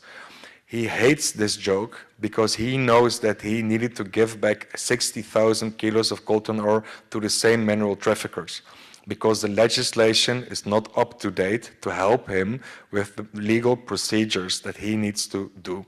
He has no backing by his own law, and there's always some kind of irregularity in process. So they seize and need to give back. And these operations are really costly. So for him, it made no sense anymore, and he stopped seizing from the mineral traffickers, because these minerals are so new for national governments like those in Colombia, for example, that they haven't legislated the trade and the extraction, but also not the environmental crimes legislation to target really those minerals.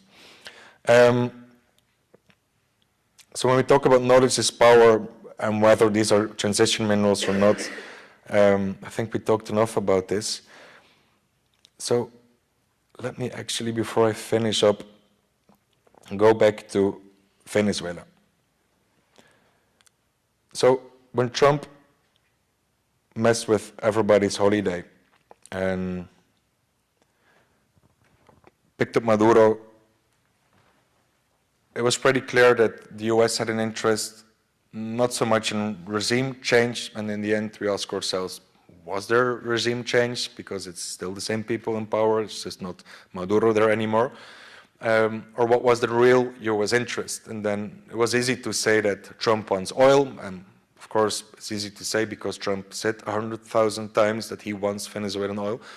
But then we also saw this scene somewhere early January at Air Force One, where you had Donald Trump, Lindsey Graham, the senator, and also Lutnick, in this alley of Air Force One, I think in front of the bathroom, and they gave this really strange interview, but suddenly they started talking about the critical minerals and everything that Venezuela had, and then we thought, okay, this is interesting.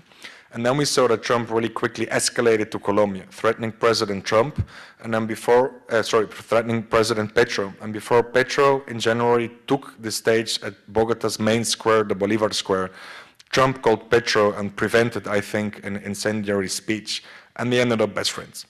And what had Trump and Petro bond was the ELN guerrilla. So the ELN in Colombia is now the largest guerrilla organization. Petro failed to negotiate a deal with the ELN and now militarily looks weak. But according to a US diplomat, the ELN in Colombia is a Petro problem, but the ELN in Venezuela is a bigger problem.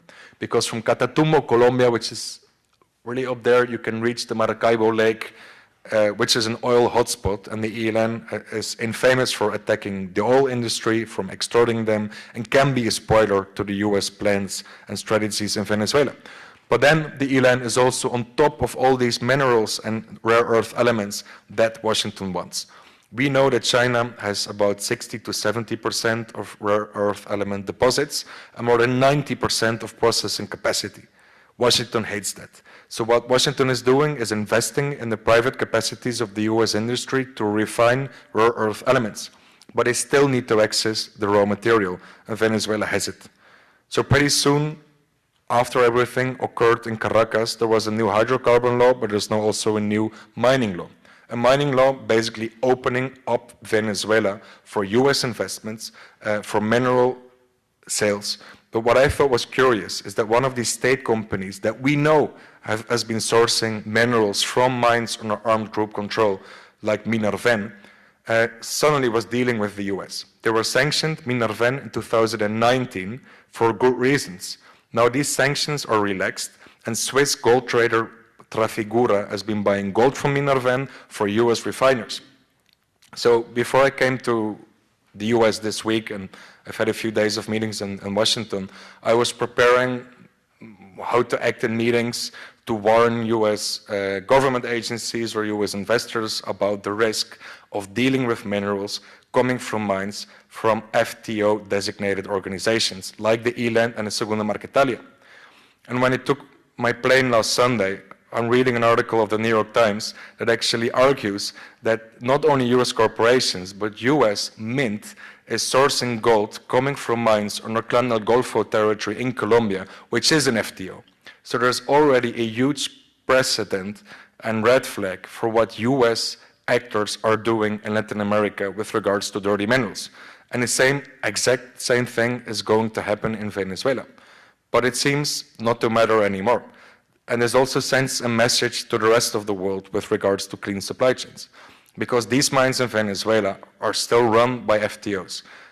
Caracas might write a new mining legislation, they might promote beautiful deals, but what deal you make in Caracas doesn't reflect the reality in the south, in the mining districts, because there's other authorities running the mines right now. But still, Venezuela is open for business. What does that mean? Well, we think that it means that all of Latin America's illegal gold can go to Venezuela now and then be sold to US refiners via Venezuelan state companies. So Venezuela before was a pariah on the international mineral market. Now it's the highway to the United States. So looking at some of the governance issues, I think is pretty clear after all these sessions today. The future scenarios that we sometimes discuss is, of course, a criminal consolidation, which is what we're basically seeing right now. Crime overtaking large Amazon territories, starting to govern, starting to interact with foreign investors and maybe also foreign governments.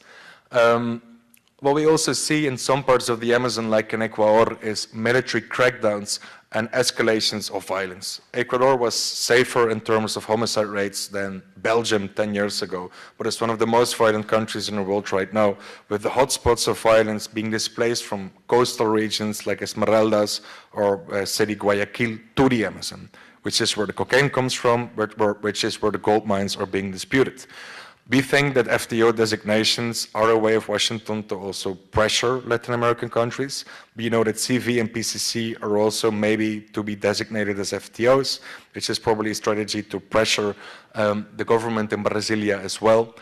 When we try to think out loud, if you as investors want to go to Venezuela, what are they doing in these areas where we have Colombian guerrilla organizations and a corrupt army that works with Colombian guerrilla organizations? What are the security guarantees? And I don't know, but this week we learned in Congo and the DRC that the US and the Emirates are financing a sort of paramilitary security group to protect US mining investments, and we're afraid that this can be a blueprint for what might be happening in Venezuela. But maybe on a more positive note, we still feel that there is a lot that can be done, and I really applaud the fantastic presentations highlighting also some ideas for collaboration. On the 13th of May, with the International Crisis Group, with whom I'm also working, we're publishing a big report about the Amazon, and we've been trying to assess, during all these crime expansions, what are the forces pushing back. So on the one hand, we have law enforcement, sometimes doing an amazing job, sometimes not so much. But law enforcement, in general terms, we can consider in the Amazon is pretty corrupt. Law enforcement is also understaffed, have low budgets. And when we look at the Amazon on Google Maps, it's this huge green spot, and it's logical that the state is not present in every corner of the Amazon. And I think they shouldn't, because more military presence is more human rights violations, more infrastructure means more deforestation. So law enforcement alone, they can't do it. And on the other front, we have Amazon communities, the social capital of the Amazon. They know their lands, they know their parts of the rainforest, and where there is collective lands for indigenous groups, deforestation is lower.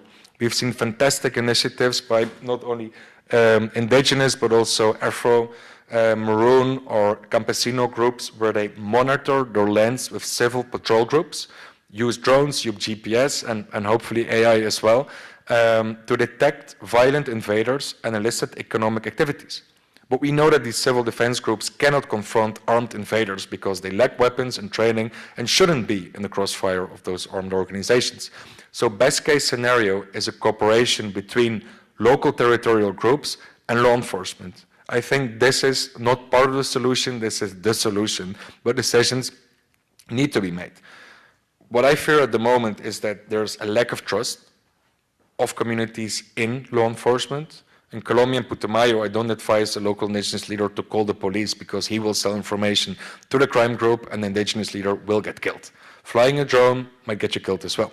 So in some areas it's really complicated. You first need to address corruption, bridge the distrust between communities and state agencies because they need to learn to work together. If that doesn't happen, we think that armed groups will win because they know that a community for them is just another commodity. A community means that you can get extortion fees from them. It means that you can get a base of political legitimization by your coercive power, or it means that you can use the community as a human shield. The Comandos de la Frontera in Putumayo are gunpoint governance. They wear uniforms, but they're also the local mayor, the owner of a bakery, the owner of a gas station. It's very difficult to bomb them whilst they're basically every part of daily society. So this is a long-term project. And what we feel is that sometimes these military crackdowns, like what we're seeing in Ecuador, target civil populations and create more distrust towards the state and brings us further away from the objective of Amazon security. So this is really important, we think. Then another role for law enforcement is, of course, going after the financial flows, really important. There was a team here in the US sanctioning people committing environmental crimes elsewhere, which we thought was good. We understand those people are now working for on the migration portfolio, which is not so good. And there's other things that, of course, can be done. We believe in livelihood alternatives. They must be there. So people bounce the ball often back to us and say, well, how do we compete with illegal gold mining and drug trafficking? And the answer is you don't compete. You can't compete. But a community always prefers a sane environment, a long-term economic solution, than quick cash tomorrow, but also the risk of getting arrested or killed. We think alternative livelihoods, if they are viable, which oftentimes is not the case, are still really important and an answer to most of these problems. And of course, we always advocate for more supply chain transparency and shared responsibility, but I think in some cases the supply chains can be as transparent as we always wanted them to be, but maybe it sometimes doesn't matter anymore. But there's still, as you see, things that we can work on, so there's still some hope, but it's also good to always have a really frank discussion about what can still be done and what can't be done. So thank you very much, and I think we're off to questions as well. Thanks. Okay, so yes, let's collect some questions, and thank you so much, Bram, for this amazing presentation. Sure, thank you so much, Bram. I mean, this incredible work you do. I'm curious about two things. One, I've noticed that in Africa we've seen that the social carrying capacity, which is the ability for communities to tolerate damage and degradation within their communities and areas, is usually dependent on how much they're benefiting. Knowing that some communities don't benefit from all this mining, have you seen some that are forming part of what I call local resistance to this degradation? And then secondly, I think it's Humphrey Habyarimana died just because of just saying that the United Nations and their officers were caught in the Congo transporting rare earth metals or elements, or what you call that black stuff, in their patrol vehicles. And he was killed just for that. And you have done way more work than I've seen here. That is very, very dangerous. And knowing that environmental defenders or investigators rarely die of natural causes, I'm curious, how are you protecting yourself as you do this research, and generally how are environmental defenders now protecting themselves when they do this type of research? Ken Erickson from the Graduate Center at Hunter College, recently retired but still around. This whole conference has been really terrific, and this presentation is such a great way to bring it all together. Are the materials you presented here on the Amazon Underworld website or in the article that you and the crisis group are going to be publishing? How can this all happened too fast for me to get really good notes, so I'm hoping I can go back and find more later. Thank you for your presentation, always very interesting. One is that you mentioned that almost all FARC guerrilla left from the Amazon or left from the country, and just only 10% stayed or was recycled, for saying in some other words. But actually that 10% were middle ranks, very well prepared, because high ranks, actually we have congressmen that were former high ranks of FARC. So I'm wondering if that 10% is actually the one who has the muscle to, for instance, in places as Guaviare and Caquetá, actually drive deforestation, because those were responsible for land grabbing, dispossession, and now they are driving deforestation, for instance. But in Putumayo, as you know, in the south block that was very strong, actually some of them actually changed bracelets, to say in some word, and actually are those who control today. So I want to have a word that. And the second one is, actually I share a lot what you're saying. I work in the Amazon. I see how mining is part of the everyday life, actually solve some of the problems. So the frank conversation here is, we should, or should we, legalize mining in the Amazon.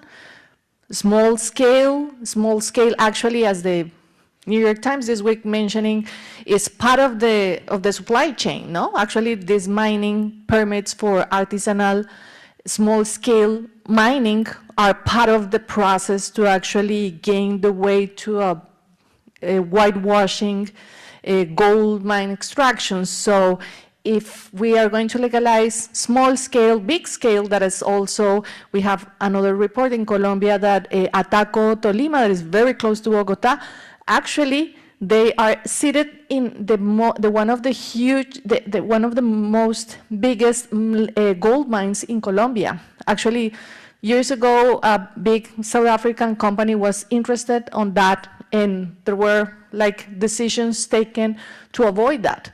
The big informal firms could actually be abided by law, more transparent, have like human rights transparency actions from the state and from the community. So if so, which kind do you imagine, how do you visualize that legalized Amazon mining world that I want to hear about you? Okay, and I have a final question. So my question is, I guess you're the one of the experts who can answer this question about the concept of criminal governance. You use it in your presentation. So how different is criminal governance in the Amazon as opposed to Medellin, Sao Paulo, Rio, and other areas, right? We have already talked about rivers, like other like portfolios, but based on your fieldwork research, yeah, how different is this criminal governance to others governance that are happening in the Western Hemisphere? Oh, I just wanted to ask if you could tell us a little bit more about what the Chinese are doing in the Amazon. You kind of mentioned that they were acquiring the minerals, but then you just kind of left that there. Thanks everybody for making this difficult for me. I'll try to not turn this into another presentation. So the first question about local resistance, I'm not really sure if I really got it, but maybe as a way of trying to answer, is that when we look, for example, at some of the communities in Venezuela who are involved in illegal gold mining, who are indigenous and who are destroying their ancestral lands, it's difficult to assess how much they're against it or not.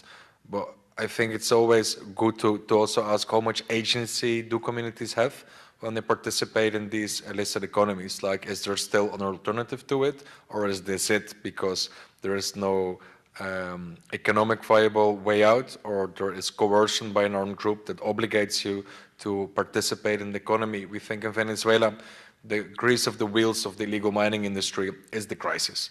We have doctors, teachers, lawyers in the gold mines trying to make ends meet, to bring back some money for the families to really survive.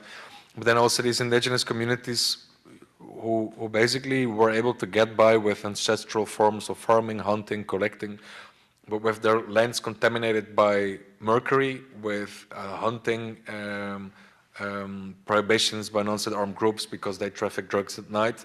These communities cannot sustain themselves anymore with their traditional methods, so they're forced to partake in illegal gold mining. And then also, because they can't hunt or grow anymore at the local market, you see that sometimes even a bottle of water costs like 0.1 grams of gold. So you need to partake in the gold economy, so you need to mine. So sometimes there's no resistance because there's no other possibility, because the agency of these communities has been kind of destroyed. In other areas we see resistance. For example, there's this river from Ecuador flowing into Peru, which is the Santiago River, where Ecuadorian gangs traffic drugs, reinvest in illegal gold mining. And it's really interesting because there's some communities against gold mining. They've set up their indigenous guard to patrol the river, but also because big NGOs injected money in their indigenous guard, which is interesting. And then there's other indigenous communities on the same river who said, okay, we need to work on these gold mines, work on the river dredges, it's good for us. So there is a huge social conflict between indigenous communities of the same ethnicity on that river. And sometimes we think that the injection of foreign corporation money worsens the social conflict. We think that it's also, I always want to invite the big NGOs that, okay, it's cool to work with the anti-mining indigenous groups because you guys can agree, but maybe if you want to counter mining, you get more results for your investment if you work with the communities involved in mining and try to change their minds or give them other economic opportunities. If not, you're maybe just alimenting a social conflict. And I'm still not really sure if I go back to your question. Okay, cool. Then the dangers, I mean, we run risks. I've been threatened several times, mostly by state forces. Going back to the frank conversation, we always have frank conversations with crime. If you find a way to reach out, we ask them, can we come, can we talk? And when we talk, this is what we do with the information. And then someone just says yes or no. We've actually never had proper problems. We've had proper problems with law enforcement who is corrupt and doesn't want us to talk about that because there will be consequences for them. We've had problems with corporations and private security. So what we do with our team of journalists is that we train them. In a security protocol, everybody goes with GPS equipment with which they also can communicate. So we know where they are, they can communicate. And if something goes wrong, there's a whole security protocol. So we respond to that and we've needed to use it. So everybody involved knows the risk. We do risk assessment before each field trip, and we got people at a distance prepared to activate and run the protocol if something goes wrong. And we think there is no other way right now to do research in the Amazon. We also try to speak with everybody, like, are you up for this or not? And if someone is not, well, you shouldn't go. You're still involved and can do something else because we don't want to like push people to work on these kind of projects, but it does imply risks. Everything is available online. Both what we produce with the International Crisis Group and Amazon Underworld is on the websites. I can share the links hereafter. Sometimes we have a bit long text and reports, but we also have some shorter documentaries that are maybe sometimes also a bit clearer because it really shows what is going on. So everything is available. About mining legalizations in the Amazon, there's no perfect solution, I think. But being unrealistic about it, like what we sometimes see with prohibitions, is definitely not helping because it forces, you know, local communities to choose crime, to choose illegality, whilst there's maybe a middle way.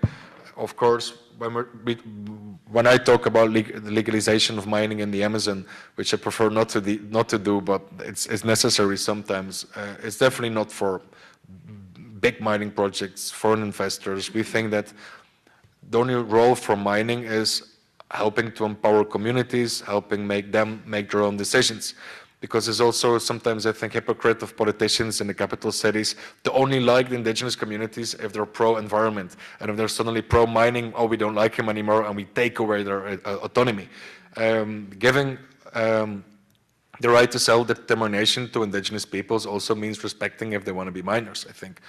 Then it's rather a responsibility for the government to help them do that in a good way, teach them the industry practices for small or artisanal scale mining, ways to phase out the use of mercury and like do it good.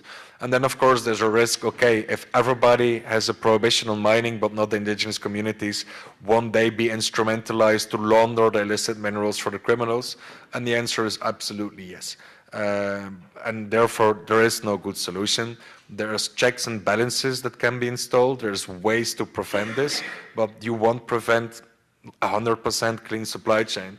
But there's a lot between 100% clean supply chain and 100% dirty supply chain. So I think there are initiatives and ideas to work with community-based mining initiatives that are beneficial for them, decrease the environmental impact and decrease the violence. And I think these discussions should be held. About the FARC demobilization, so what I understand is the high percentage I named, so more than 90% successfully laid down their weapons and reintegrated. Of course, this percentage doesn't take into account complete fronts that never signed up to the peace treaty, like the First Front, and of course it's these guys in Meta Guaviare that are still very active and have grown a lot as dissident structures. And then there's always a few that like picked up weapons again, like the 10% of the non-successful reintegration, and they've grown with new recruits. Like the Comandos de la Frontera, I think in Putumayo, they already have more than 3,000 armed members, plus what they have in Nariño, Caquetá, Amazonas, Peru, and Ecuador.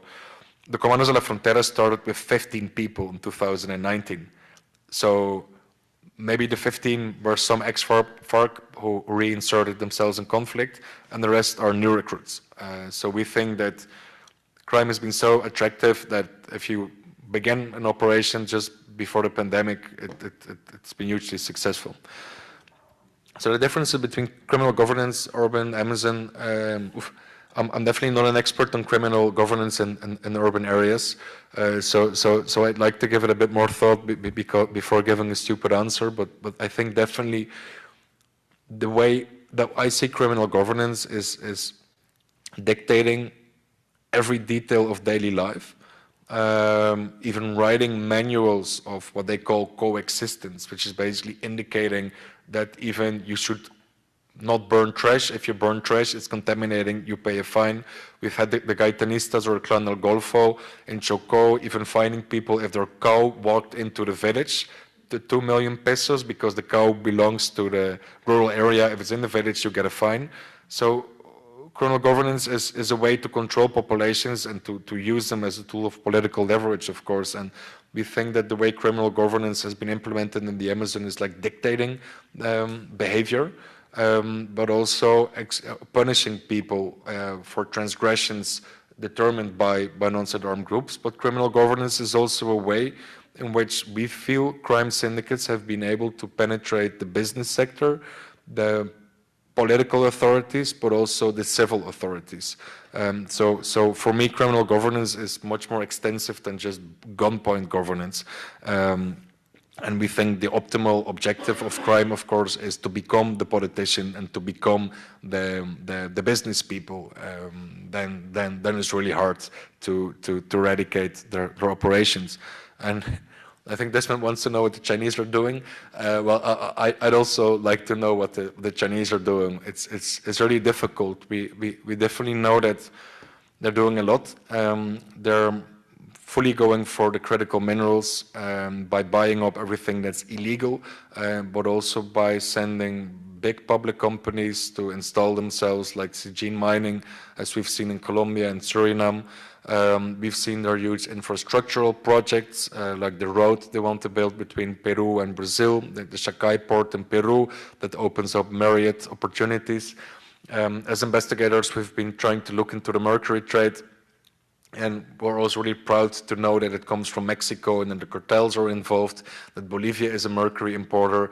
But in the end, we don't see the full picture, because we know the Chinese are massively sending mercury to Latin America in containers hidden between electronic equipment. The Chinese, of course, have their port in Chacay, but also have influence in the ports in Suriname, Guyana, Venezuela, and it's a black box. So we think that we're just scratching the surface. A lot of commodities are going to China, some of that we know, but what we don't know, for example, is how they enable money laundering and financing of all these operations, and I think much more research definitely must be done on that. So that brings me to an end of all your difficult questions. So I think that's it, and thank you, and now the mic is yours, Juan. Well, with that being said, we conclude this amazing presentation. Thank you, and conference. Thank you so much for the attendees, for the presenters, and we look forward to more events with the Bildner Center.